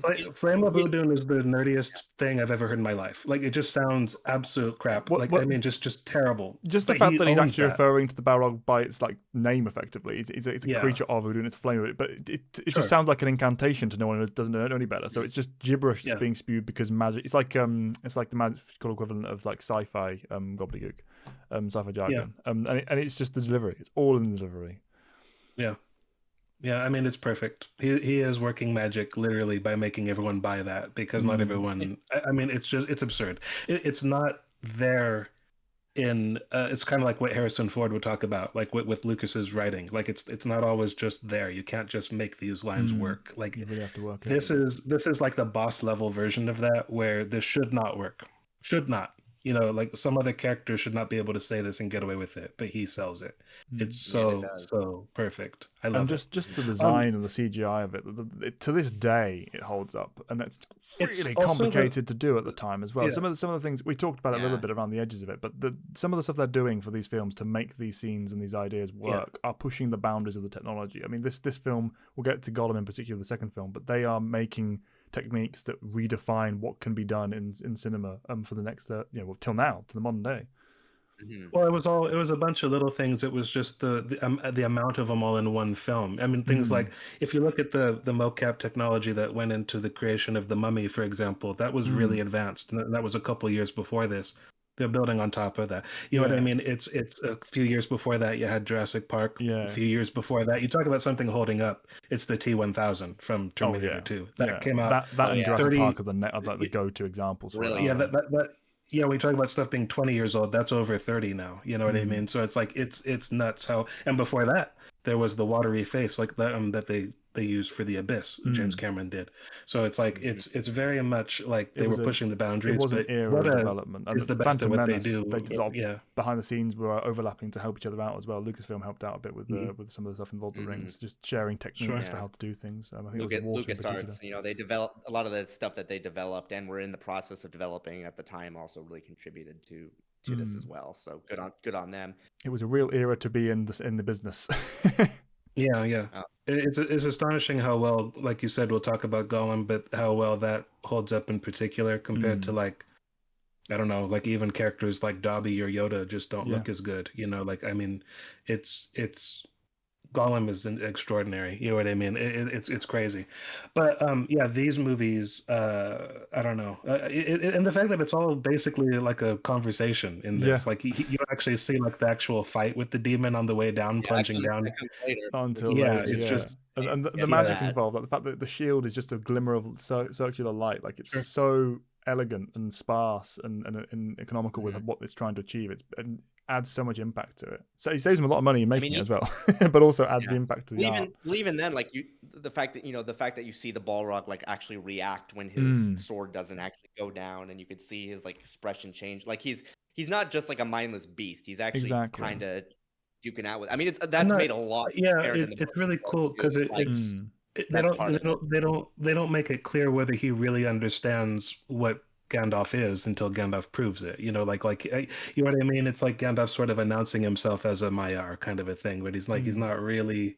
He's sort of like, I don't believe you. I'm going to smash you now with my flame sword. You know, it's like, oh shit, you know, this is serious. You know, but I mean, and the fact that this scene has survived being as famous and memed as it is, and you can still take it as seriously as you do. That's a big point to make, actually. Yeah, that's very true. Because true of the whole films, really. But the amount of things that you can do with this, and it never changes the tone. You never go into this expecting that you shall not pass jokes that have been It's made. not ruined. It's never been ruined. Yeah.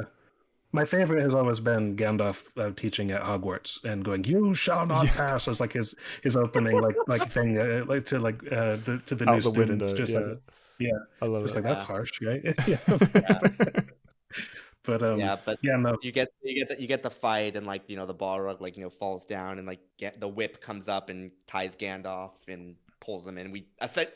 He dies. Like that's a big deal. Effectively. And it's sold as well, because the follow-up scene, the close off the Moria sequence with the grieving scene. Oh my god! I mean, it's the music. It's the strongest scene with them all together. I mean, it's the best scene with all of them. They all get their own little reaction to it. Their own little. Yeah. They're not all human, obviously, but their human response to this death. I mean, Legolas looking confused, like, I'm not used to death. You know, everyone I know is immortal. They live forever. What is this feeling? I know that Gandalf is supposed to be as well, including Gandalf. This is not. This is a big deal. He's not just some friend. He's Gandalf. He's the Mithrandir. You know, you've got Boromir being much more. Okay, I've got to take care of the little one. I've got to take care of everyone else. I've dealt with this before. I'm going to look after my friends, my comrades, and keep them together. Aragorn is like, okay, I've got a mission to go on. I'm the leader now. I've got to keep this quest going. I'm going to take up responsibility. I'm going to carry that burden. I'm not going to face. Boromir thinks he's being cold. Exactly. He's being cold. It's because Aragorn. It's just beautiful. Aragorn will be a king, like Boromir is a battle commander. He's a guy who's there for his men, his people. Exactly. I mean, it's the captain and the sergeant rather than the king. Which again speaks to what comes later. Frodo just walking off and just looking lost, and that turn back and that heartbrokenness. I mean, it's commented on to death, but Elijah Wood's perfectly blue eyes. I mean, Peter Jackson takes note. I think he was cast because of his eyes. It's amazing. They take special pride in the fact that not a single shot of his eyes, except with the exception of the color grading they did across the entire film, have been in any way edited. They're all just that bright, and he's just standing there, just like looking like lost. I mean, he's lost Gandalf. It's huge. Gimli as That well. and Gimli railing against it, like, no, let me yes, back in. Let me deal with it. This is my home. This is but my people. All that stuff. Elijah Wood's eyes, that and the fact that he does kind of look like Andy Serkis that has to be like the happiest of all accidents, because they cast Andy Serkis for his voice. Yeah, they didn't expect him to do the Gollum thing of being like a mocap expert and doing all of that, and the fact that that you can kind of see a physical resemblance between Gollum, like after all the art is rendered, because he looks like Andy, and having that, the fact that he does kind of look like a slightly just warped version of Elijah Wood. I mean, it really adds to that ring bearer kind of legacy, shared legacy that they have. It's really, really good. The kind of thing that just could not have been planned for. Pure luck, but really, really perfect. But yeah, this is wonderful. I love it. I was going to say this earlier when we mentioned the Uruk-hai. As much as I love this film, and as much as I love the endings for the characters, as we'll get to soon, I do think that the climax, or the way that this film closes, is a bit weaker compared to the other two. Everything I love, like truly love about Fellowship, is like more in the first like 3/4. See, I completely agree and disagree simultaneously, because I agree, you're right. It's an objective drop off from what we've seen prior to it. Like it's not as high stakes, not as big, not as amazing, not as well done, etc. to the rest of the story. But it's never been like, oh, that's an unsatisfying ending. I love the ending to Fellowship. No, not unsatisfying. I don't mean that. But even like registered as like this, it's not. Yeah, I mean, it's not registered emotionally that this is technically not as high stakes or as big or bad as other films. The Uruk-hai are just like Uruk-hai. It's a fight. You know what I mean? There's no tie to them. It's purely about and because the way that these film, or the way that the story was broken to that. Yeah, exactly. But it's also the way that the books were separated between stories. This was the hardest cut point. Like it's a much clearer one to do. It's different in the between Two Towers and Return of the King as well, but it was very clear how you should do that for the movies.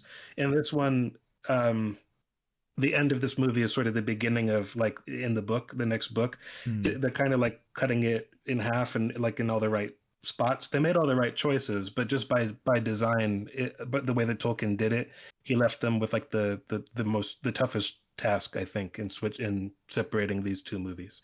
How you end Fellowship is difficult compared to the other two, I feel. But agree. Yeah, this one, I don't even mind. I mean, you have to have lulls and you have to have like times to decompress after what we just had in the mines. I love everything that happens in Lothlorien. It's just it's just the fact that the Uruk-hai by design, there's nothing wrong with them. It's just in comparison to everything else. Yeah, I completely kind of a smaller idea. It's a small fry compared to everything else we're seeing. Yeah, especially because Helm's Deep is the climax of the book film too. So I mean, how do you compete with that? The breaking of the Fellowship, which is how we'll end on, that stuff's really great. I love all that. But you had wanted to talk about getting into Lothlorien. This is where we obviously meet. Well, I mean, we sort of meet Galadriel in full. Like, obviously, we had the prologue sequence, but we don't like know it's Galadriel, do we? Until we get to this point, like you said before. Yeah, if you didn't know that was her talking at the beginning, you might have thought that could have been anybody. So again, it's a nice way of circling, because this is the last sort of sequence in the film, so it's a nice way of kind of circling back to how things started. It's pretty good continuity. We already mentioned, we already kind of mentioned the vision sequence between Frodo and her when they're at the water and he sees the visions. I mean, this is also where one of those visions, you see the scorching of the Shire, which never obviously got made into Scouring, right? Yeah. Just before the comments get us. You said scorching, but it's fine. The comments would have got us otherwise if we hadn't mentioned it. No, I apologize. My mistake. But that's like the only bit of visual medium you get for that, because that was obviously cut from Return of the King. So, and again, you can agree or disagree with that on in whatever way you see fit, but it is something that's worth bringing up. It's funny because that's why they included it in this, absolutely, but it is also in the scene in the book as well. That's what Sam sees, and when he looks into the mirror, so it's they've used it for a different purpose here in a different way, but it's still what happened in the book. So it's clever how they've done that. They've included the otherwise completely omitted scouring and also stayed true to this particular book. So I like that. It's clever move. It's that was always a change that never really bothered me too much. It would have been interesting to see, and I think, I'm not saying it would have been impossible for them to have incorporated it in some way. In fact, a lot of people have even kind of, one of the few things people have complained about, I think, with Return of the King is the ending. Again, we'll get to that. plural. This would have We'll get been to like that. another one. It would have been like Yeah, it We'll would get have to been that. 7 for instead you. of Like, 6. yeah, Yeah. yes. Yeah, we'll get to that when we get to it, but you know, we'll save it for that. But the fact that we at least got to see something is definitely appreciated. Obviously, we also get the iconic, you know, instead of a Dark Lord, you would have a Yeah, crane which sort is of thing with. it's a very weird scene. This like I keep going back to this and expecting to not like it because it's the usual scene where it's so over the top, it's campy and breaks the tone, etc. Which it sort of I can't find any written down explanation for why this works. To me, everything about this it should be terrible, but I've never found it bothering me. I don't think it's just Kate Blanchett's delivery. Well, for one thing, it doesn't actually it doesn't overstay its welcome. It Like is I brief. think it That's true. feels long. I That's think true. it feels longer than it actually is given her delivery, but it's interesting because I had very much the same opinion when I was going back and rewatching rewatching it for this review because it's been a while since I've seen this film all the way through. And I was thinking like, oh, am I gonna cringe at this? It's like, no.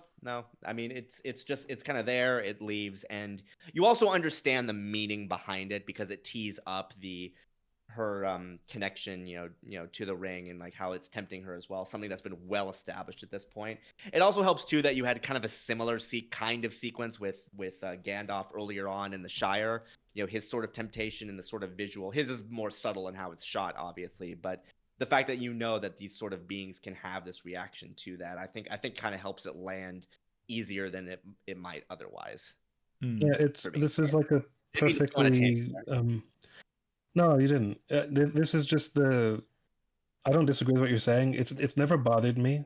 It's also not ever going to be my favorite scene in the movie, and I think also you do need it. It's just kind of one of those scenes that's like a linchpin of the whole thing. Like without it, because part of what is going to make that scene you guys already mentioned a while ago with Aragorn and Frodo, with him trying to get him to take the ring. It's kind of like he's desperately trying to hand off this chore, and it's a way of making sure that you can't do that, and making sure the audience understands that you can't do that. Without a scene like this, I don't think that stuff plays super well. And at the same time, I don't come back to watch this movie for this scene, but I think you do absolutely need it, kind of a thing. So Yeah. I have no problems with it, but I get what you mean. It is over the top, but it doesn't break things for me. I think what it is for me that stands out in my head emotion is that it's the least powerful you see Galadriel as a character, not as a being. It's even though it's the most bombastic and over the top, like for me, she's most effective when she's giving a soft smile and a gentle word of advice in that kind of more wise, wise elder level. Well, that's why it comes off from the book, though. Like, isn't it like this in the book? For sure. Yeah. But it's more protracted. There's more of a conversation just because of the nature of the medium. You can spend more time on it. I think broadly speaking, Lothlorien as a whole is probably the thing I most prefer in the book. I'm not someone who cares about purists at all. I'm fully on board with the films. I love them to death. I've never been like, oh, the adaptation is anything but perfect. If you couldn't tell by now. If you couldn't tell by now, exactly. But if you were to hold me down and hold a gun to my head and say which was the part you most prefer in the book over the film, I think it would probably be the whole Lothlorien sequence because it feels a lot more lived in. It feels a lot more not that it's not time well spent in the film. It's very well spent, and particularly in how it deals with the protracted aspect of the grief that they're going through. But it feels like a more lived-in piece of the story and the journey in Lothlorien in the book. Whereas in the film, it feels like we need to get through here so we can get to the breaking of the Fellowship. But you want to almost on rewatches skip through this part so you can get to the awesomeness of the ending, really.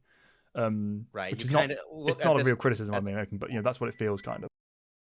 Yeah, at this point, like it's kind of just presented as, like you're saying, kind of just a stopgap between this and the ultimate climax, which is probably why it feels like, because you just had everything happen in Moria the way that it did. To go from that like emotional high to like this sort of lull could be jarring for some people. Though I will say I do like the sort of the sequence where Sam is talking to Legolas and he's asking him like what the elves are singing about, and he's like, I couldn't, his grief is too much. I have not the heart to tell you. Yeah, for me, the grief is too near. I mean, that's kind of interesting. It's a little world building quirks. I also like the sequence right after that where Sam tries to do like a little ode to Gandalf's fireworks, and he actually can't even really. He's trying his best, but he's like, oh, that doesn't do them justice at all. Like little things like that. Like you feel his sort of frustration because he wants to say it, but he can't quite get the words out because of the wound is still so fresh, and even little things like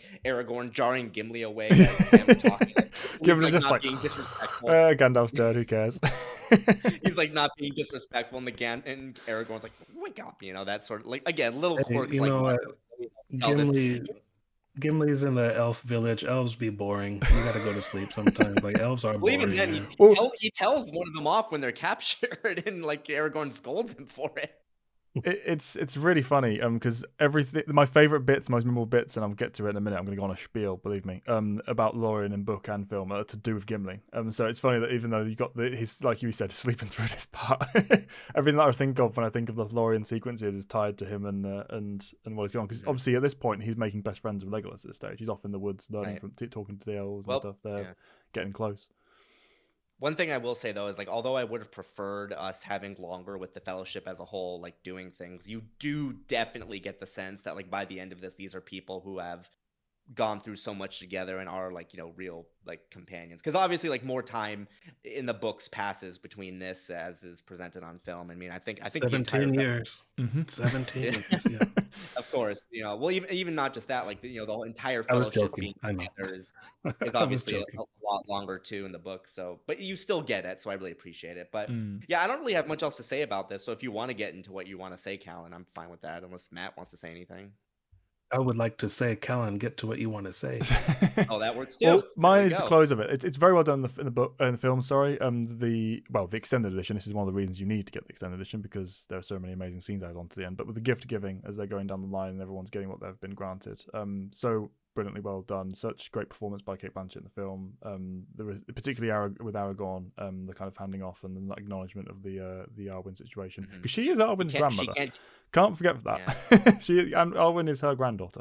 But she can't give him a gift more than he already has. Exactly, helping to embolden that piece of the story later on because we're going to get a lot of flashbacks and little separate scenes with him and Arwen in the following film. So this helps kind of set that up and bring gravitas. Yeah, you do kind of forget the whole grandmother thing. She's literally Elrond's stepmother. It's just which is why the Hobbit is weird in a lot of ways. But yeah, the main thing though is Gimli's gift. The story. Everyone talks about the fact that Tolkien is obviously mythological in his writing, and it's high art and how he gets it across. I always use that as an example for when it's most powerful, basically, the gift that Gimli requests, because it's powerful just for the nature of he's seeing Galadriel and he's taken his harshest wound and never being able to see her again. He'll never look upon anything else as fair because he's seen that which is fairest. All of that stuff. It's high art just by what you get in the film. And the art request of the 3 golden strands to take and be forever an heirloom of his house, etc., that you get to see in the book. All beautiful. It's brilliant just for what you get on face value. When they're sailing down the river and Legolas asks and he gives a little smile as Gimli explains it. For the background lore on that, Legolas knows what this represents in the larger mythos that Gimli is completely aware of. Because Galadriel's hair is said to be and the light catching on it in particular is said to be the inspiration behind Fëanor's crafting of the Silmarils, which is like the big 3 artifacts of significance within the story of the Middle Earth and Arda prior to the making of the One Ring. It's like the Silmarillion is named after them. The Silmarillion is named after them, right? Yes, because Galadriel is, and this is one of the reasons that Rings of Power is an abomination, because Galadriel is the person that she is, and she saw through to the heart of him when he asked, and that he was asking out of a sense of kind of greed and ownership, and she's someone who can see to the heart of people, and so she refused him. She refused he asked for a lock, I believe, of hair, and she said no, and he then goes on to create the Silmarils, to kind of having been inspired by it to capture the beauty that he was denied, among the many other things. It's a very rich and powerful story, just a bit overly deeply told, but yeah. So the fact that Gimli asked for 1 hair of my golden head and she gives him 3, it's this beautiful kind of bookend to that story, and this Legolas is smiling. He's like, I kind of know what that means. It's the yes, I will give you, humble dwarf who asks so graciously, and only after I insisted. Never let it be heard that anyone could ever call the dwarves discourteous, and lacking humility, etc., and gives him the 3 hairs representing the 3 Silmarils that she denied Fëanor, the greatest elven craftsman of the time. It's over the top stuff you don't need to know. It's completely supplementary, but just the story of that and the way it's told within the book and within the lore of the world, it's always been beautiful to me. and all it is just Gimli Yeah. sort of smiling wistfully, I mean, like, it's- "Oh, I've never seen anything so beautiful," and sharing a moment with Yeah. Legolas on the river. Yeah. Well, it's also By just the a way- fantastic, like furthering the overarching, plot of obviously the dwarves and the elves finally kind of coming to terms with each other in a lot of ways by the end of this trilogy. So even if without that added context, for the way the narrative is presented in the film, it's a really good way of like furthering that along. Yeah, the way you describe it, it should be my favorite, but it's not. My favorite is Frodo's gift, and I think that's mostly down to the musical cue, because that music that is one of the best pieces divine. in the Yeah. entire Oh, trilogy, amazing. and it's so underused. I mean, Ah. in a good way. It's Yeah. it's I think precious. It's sparingly I think it used. wasn't. It's used the perfect amount though, because it doesn't overstay its welcome, and you don't expect it. I think that's a big part of it. Underused was the wrong word. I mean, it's It's, sparsely used, and it's perfect in how it's meted out across the story. Yeah. I love that so much. That it is, like you say, it's divine. It's utterly amazing. It's. I think it's not even on the Fellowship soundtrack. I think it's on the Two Towers. Like they didn't realize people were gonna want that, or maybe it's because it's the extended cut. I guess is why it's there. Possibly, maybe yeah. it wasn't. But that music is beautiful. Like I love that. The song is fairly lengthy, but it's that portion of the song, like when the as she's sort of having it, choral when sound all comes the in. lights go Yeah. out. And the line as That well. is That just wonderful. the delivery of it. It's perfect. It's Yeah. I actually got a little bit emotional for the first time ever listening to or watching that when I watched the recap today. I was like that. I don't know why, but for whatever reason, hearing that cue and listening to those words and the meaning behind them, everything, what it represents for the story, It's powerful. I got like that's hit me way harder than ever has in the past. I guess it goes from having more life experience to carry with it, I suppose. Right. But I mean, talk it's about wonderful.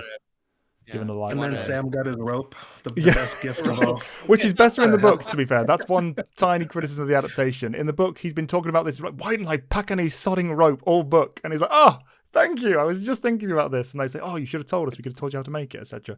And this, really he's just kind of like, it's just a little awkward. It's a joke here, and it's a fine gag. It's just, it's when it's one of those things where you can understand people questioning the adaptation choice. Hey, like, is the rope like magic rope? Like in the second one where he's going on about his knots and how it'll never come. It's and implied then it that way heavily. Yeah, elven rope is very practical. Okay. Everything the elves make is practical.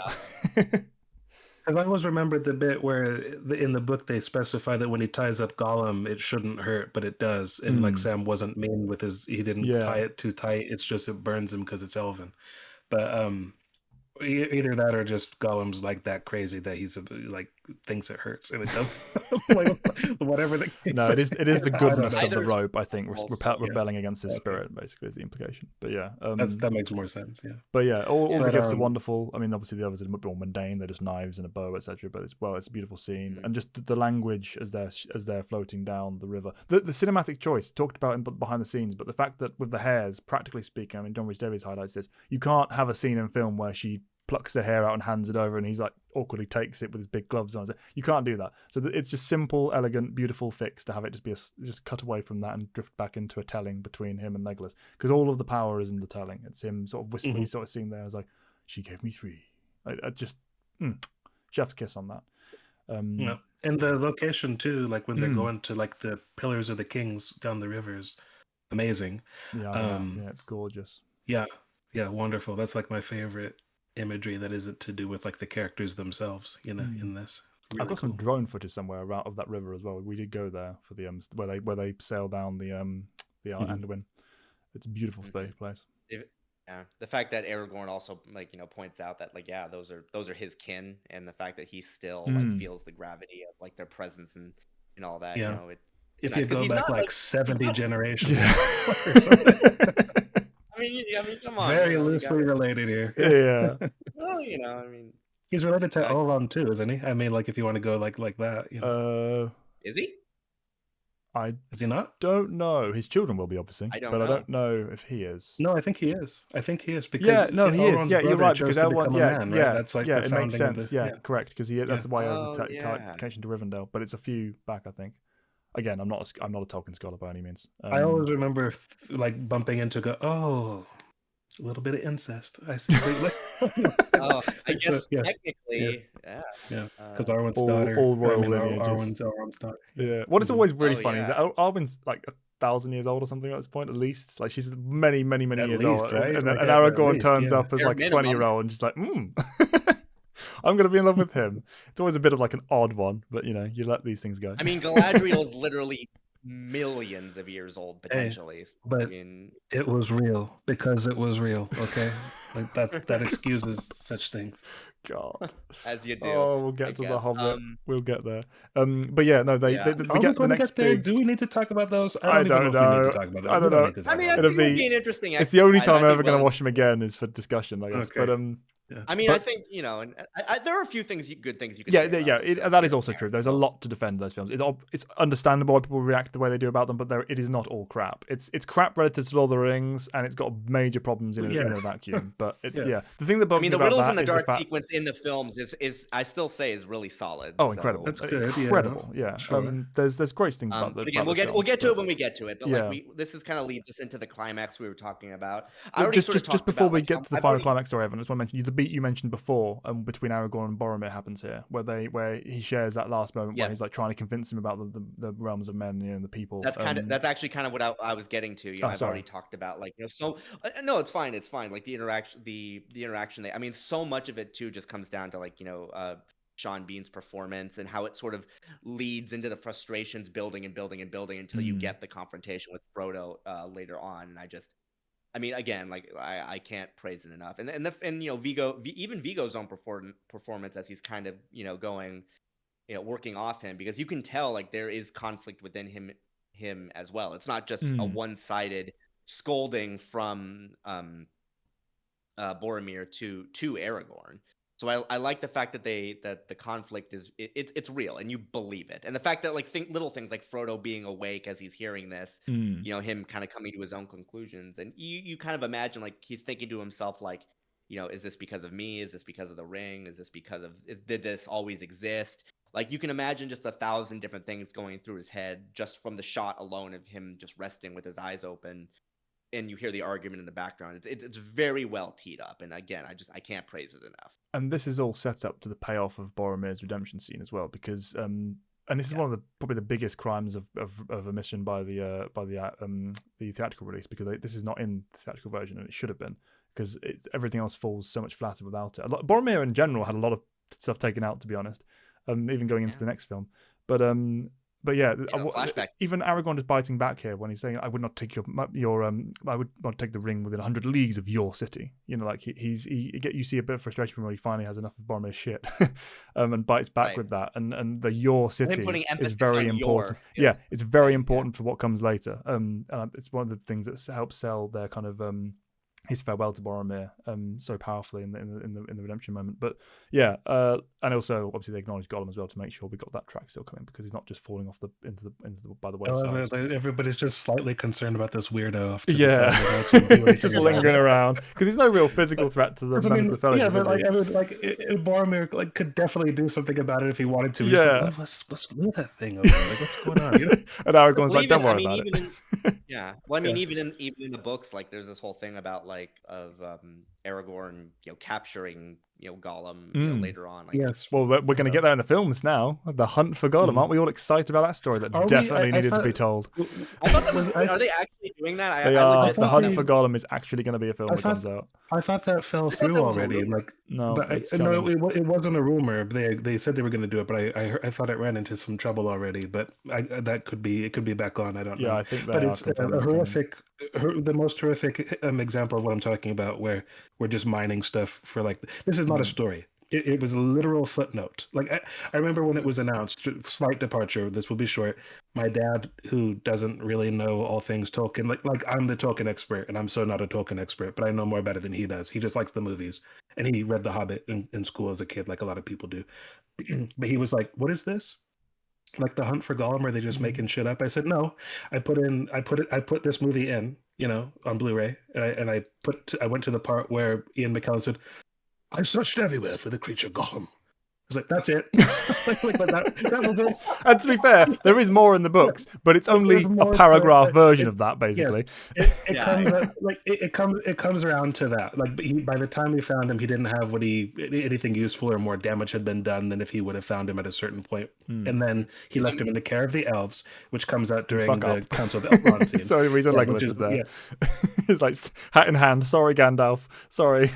Yeah. Yeah, I will say that's this all though. it is. There's actually there's a Lord of the Rings fan film. You could find it on YouTube. It's called the Hunt Yeah, for Gollum. okay. Fan And it's film, actually sure. it's very. I just want to give him credit because like as far as fan films go, it's actually really well made. In fact, I'd even go as Yep. far as to say it's one of the better Lord of the Rings fan films out there. So if you're even remotely curious about that story, just watch that. And for passion projects, you can do anything. You know, what ifs, side pieces, additional fluff, whatever you want. It's passion. It's fine. This is gonna be corralling everybody they can who's still alive, de-aging everybody, getting the whole band back together for Legolas will be something in it that because he goes to Mirkwood. It's gonna be a whole thing. Oh gosh. Yeah. Is Peter that's Jackson gonna even happen. directing it? No, it's gonna be Andy Serkis. At least last I heard. He's You know, directing.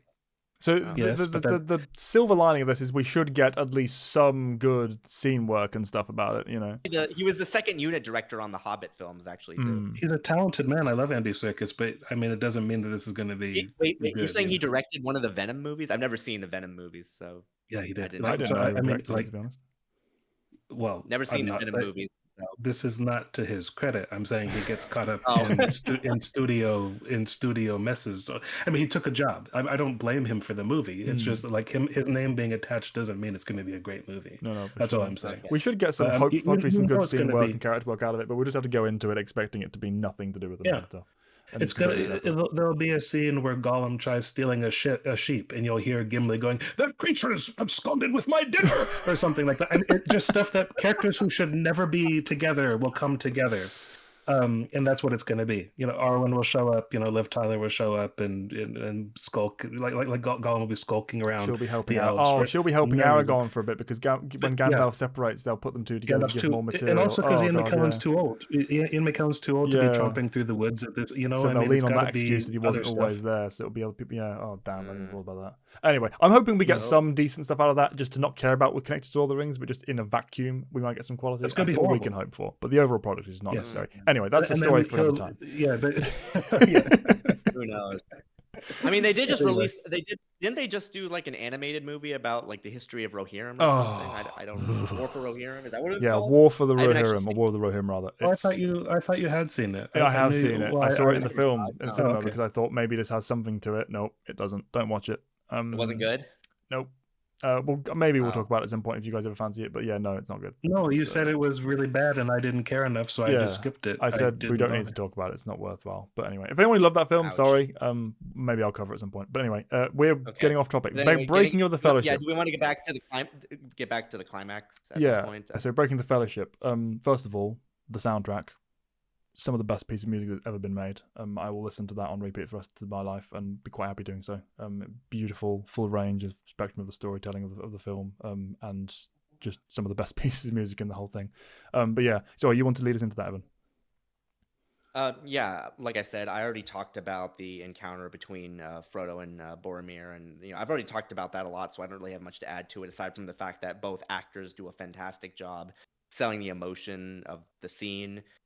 Whether it be Sean Bean's putting his all into like being angry but then immediately being regretful, or obviously Elijah Wood kind of stealing himself and then resolving himself to ultimately separate while also making his escape, but still leaving enough room to have that talk with Aragorn, which we already again queued up before, is just a really just well done in the sense of this is, even though you don't want this to happen, as in them breaking the Fellowship, at the same time you buy the emotional weight behind it, which obviously leads into the fight sequence itself with the Fellowship and all the Uruk-hai, which I mean, I don't have too much to say about that other than that. Then again, it's very well done. It's a more open setting than the Mines of Moria, so you could kind of see more of what's going on. They get a bit more creative with like some of the choreography. There's no big CGI monster. They're all actual people there. So it feels, I do appreciate the grittiness of it all, because you do feel like everyone's really fighting for their lives. Right, some of the coolest general grit, like you said, gritty fighting of the like boots on the ground, charging, just trying to get through this mass of orcs, Uruk-hai. Aragorn is the peak of that when he's fighting around the seeing seat.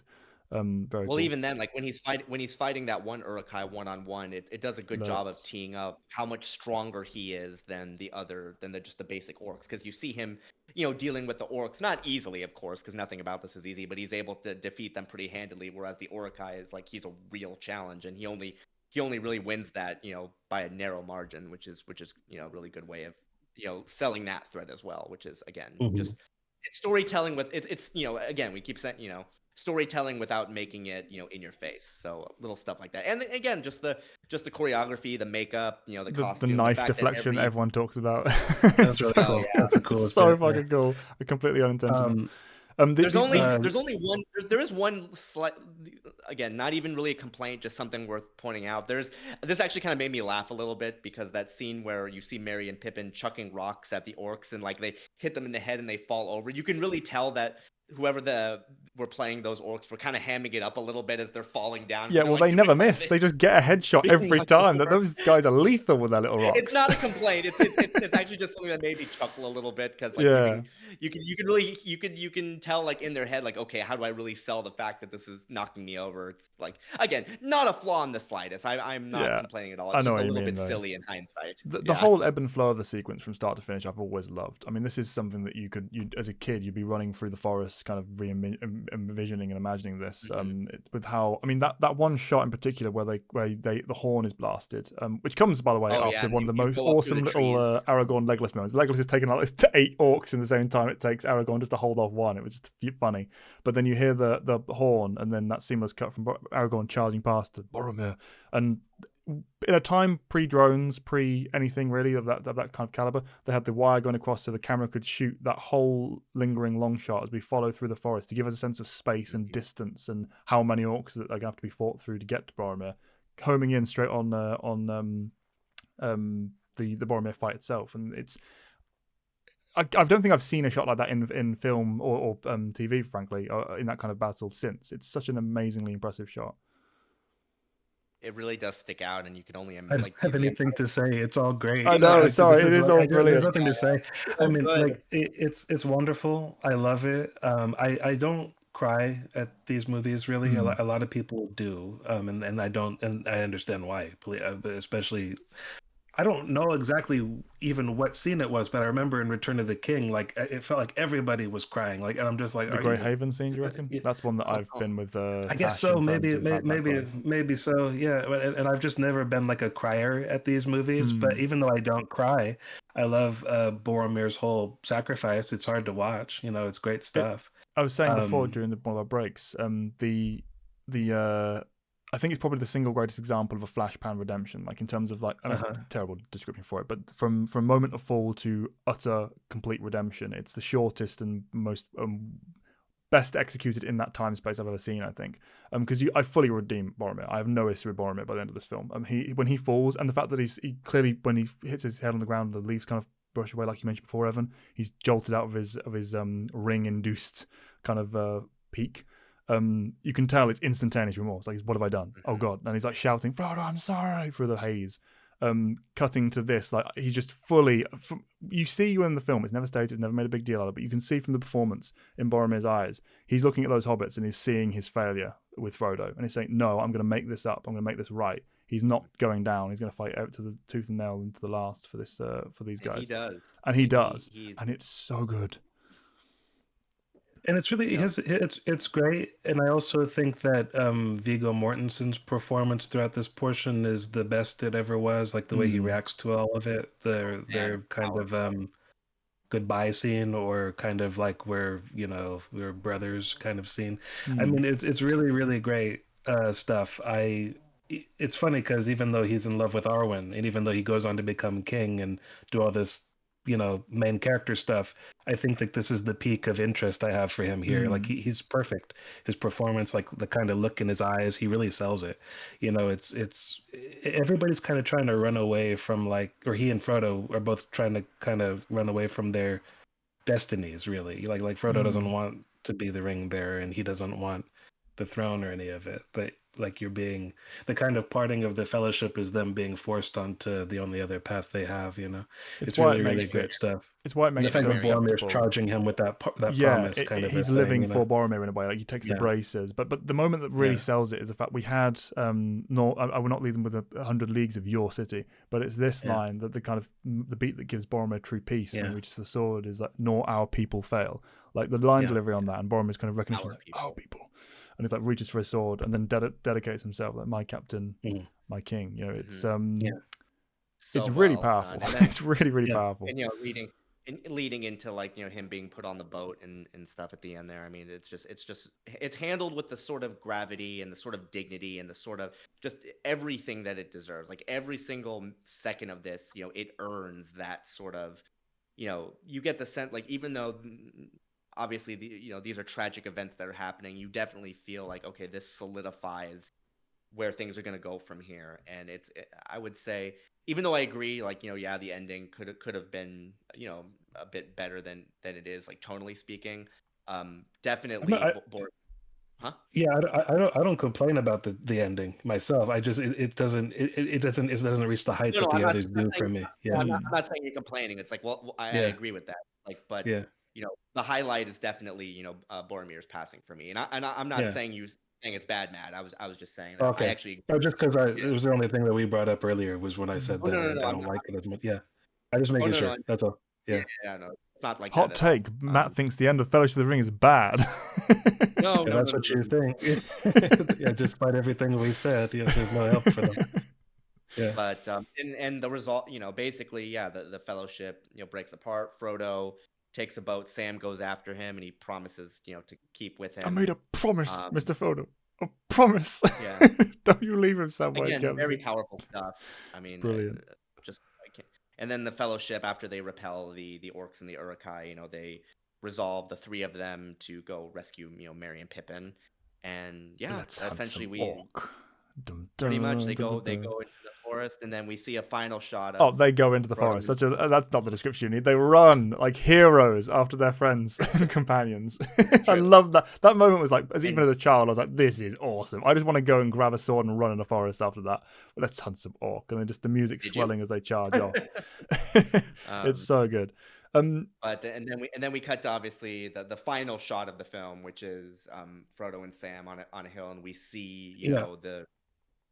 So we see yeah, Mordor in the distance, being all scary, and I love cut to that. credits. Yeah, so much. It's so funny because like everything you just said, I agree with, and it's so funny because from this point on, I'm much more interested in the Hobbit side of things, and until Gandalf gets involved with what they're doing.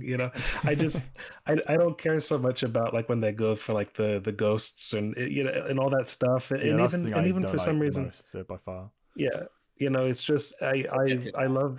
I love everything Gandalf and Pippin and Eowyn do. I love the hobbits, like Sam and Gandalf and Sam and Frodo and Gollum, like off on their journeys. So it's really funny. Like the Fellowship really is like it just feels like the sweet spot of like where I could live forever, before things start going weird. But I love the whole story. I love it. Even though there was no real reason to talk about him so much. I love Sam, so I look forward to doing that like later with like his big scenes are all in other works. I mean, this was great too. With like I don't mean to, Mr. Frodo. I don't mean to, kind of a thing. It's Like he's brilliant. not going to break his promise. It's wonderful, but it doesn't really like you don't realize how if you're going through it the first time you don't realize just what they're signing themselves up for. So it's wonderful, like kind of in retrospect. I was going to say it's not that it fails on a first viewing, it's just to me it means so much more on a second viewing, like knowing exactly like where they're going to be in a couple of films times, Yeah, yeah, it's wonderful. everything definitely gets, turned up to higher levels later Mhm. in the narrative, which is obviously as what you want in an escalating thing. But yeah, overall, I mean, this movie, I mean, again, like 10 out of 10, presentation, music, casting, action, cinematography, everything is like about as close to flawless as you can realistically get, as far as like making a Lord of the Rings fantasy epic come to life. And again, we can't gush about it enough. If you don't like fantasy, I mean, sure, like that is something to consider as well. Like if you No, but really what are are you just, still doing here?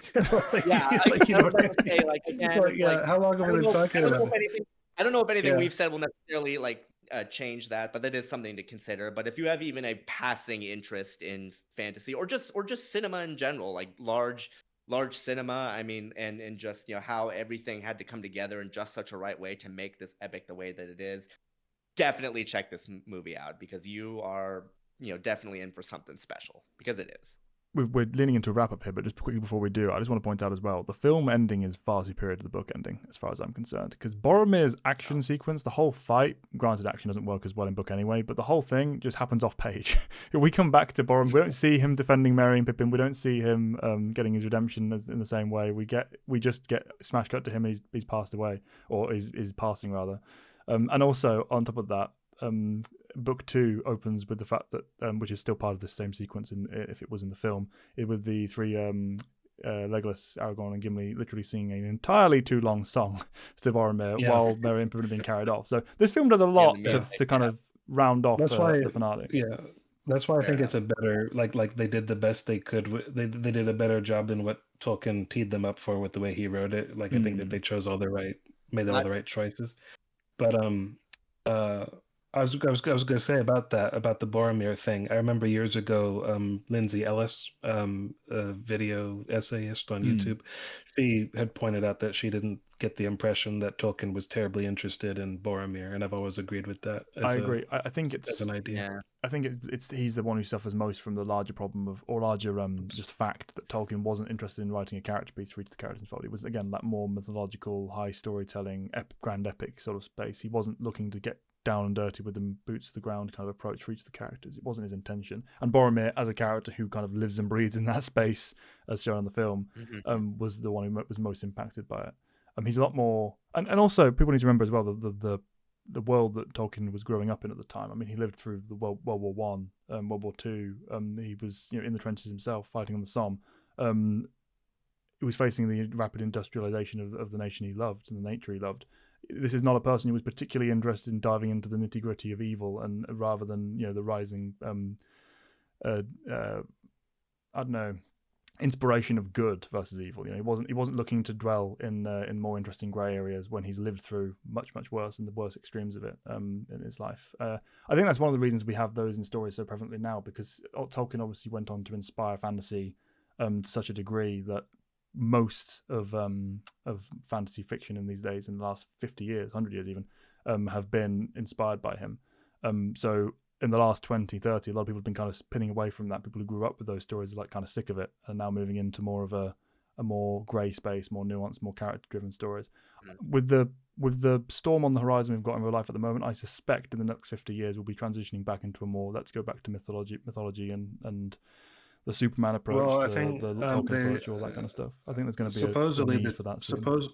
Supposedly the trend is already tilting in that direction, but I mean, it's I think that's just a natural cycle. I don't think there's anything wrong or right about that. It's just the way things are. You get used to it, don't you? Trends and storytelling come and go. It's always been that way. It's all based on the just sort of zeitgeist and energy of the time. Yeah.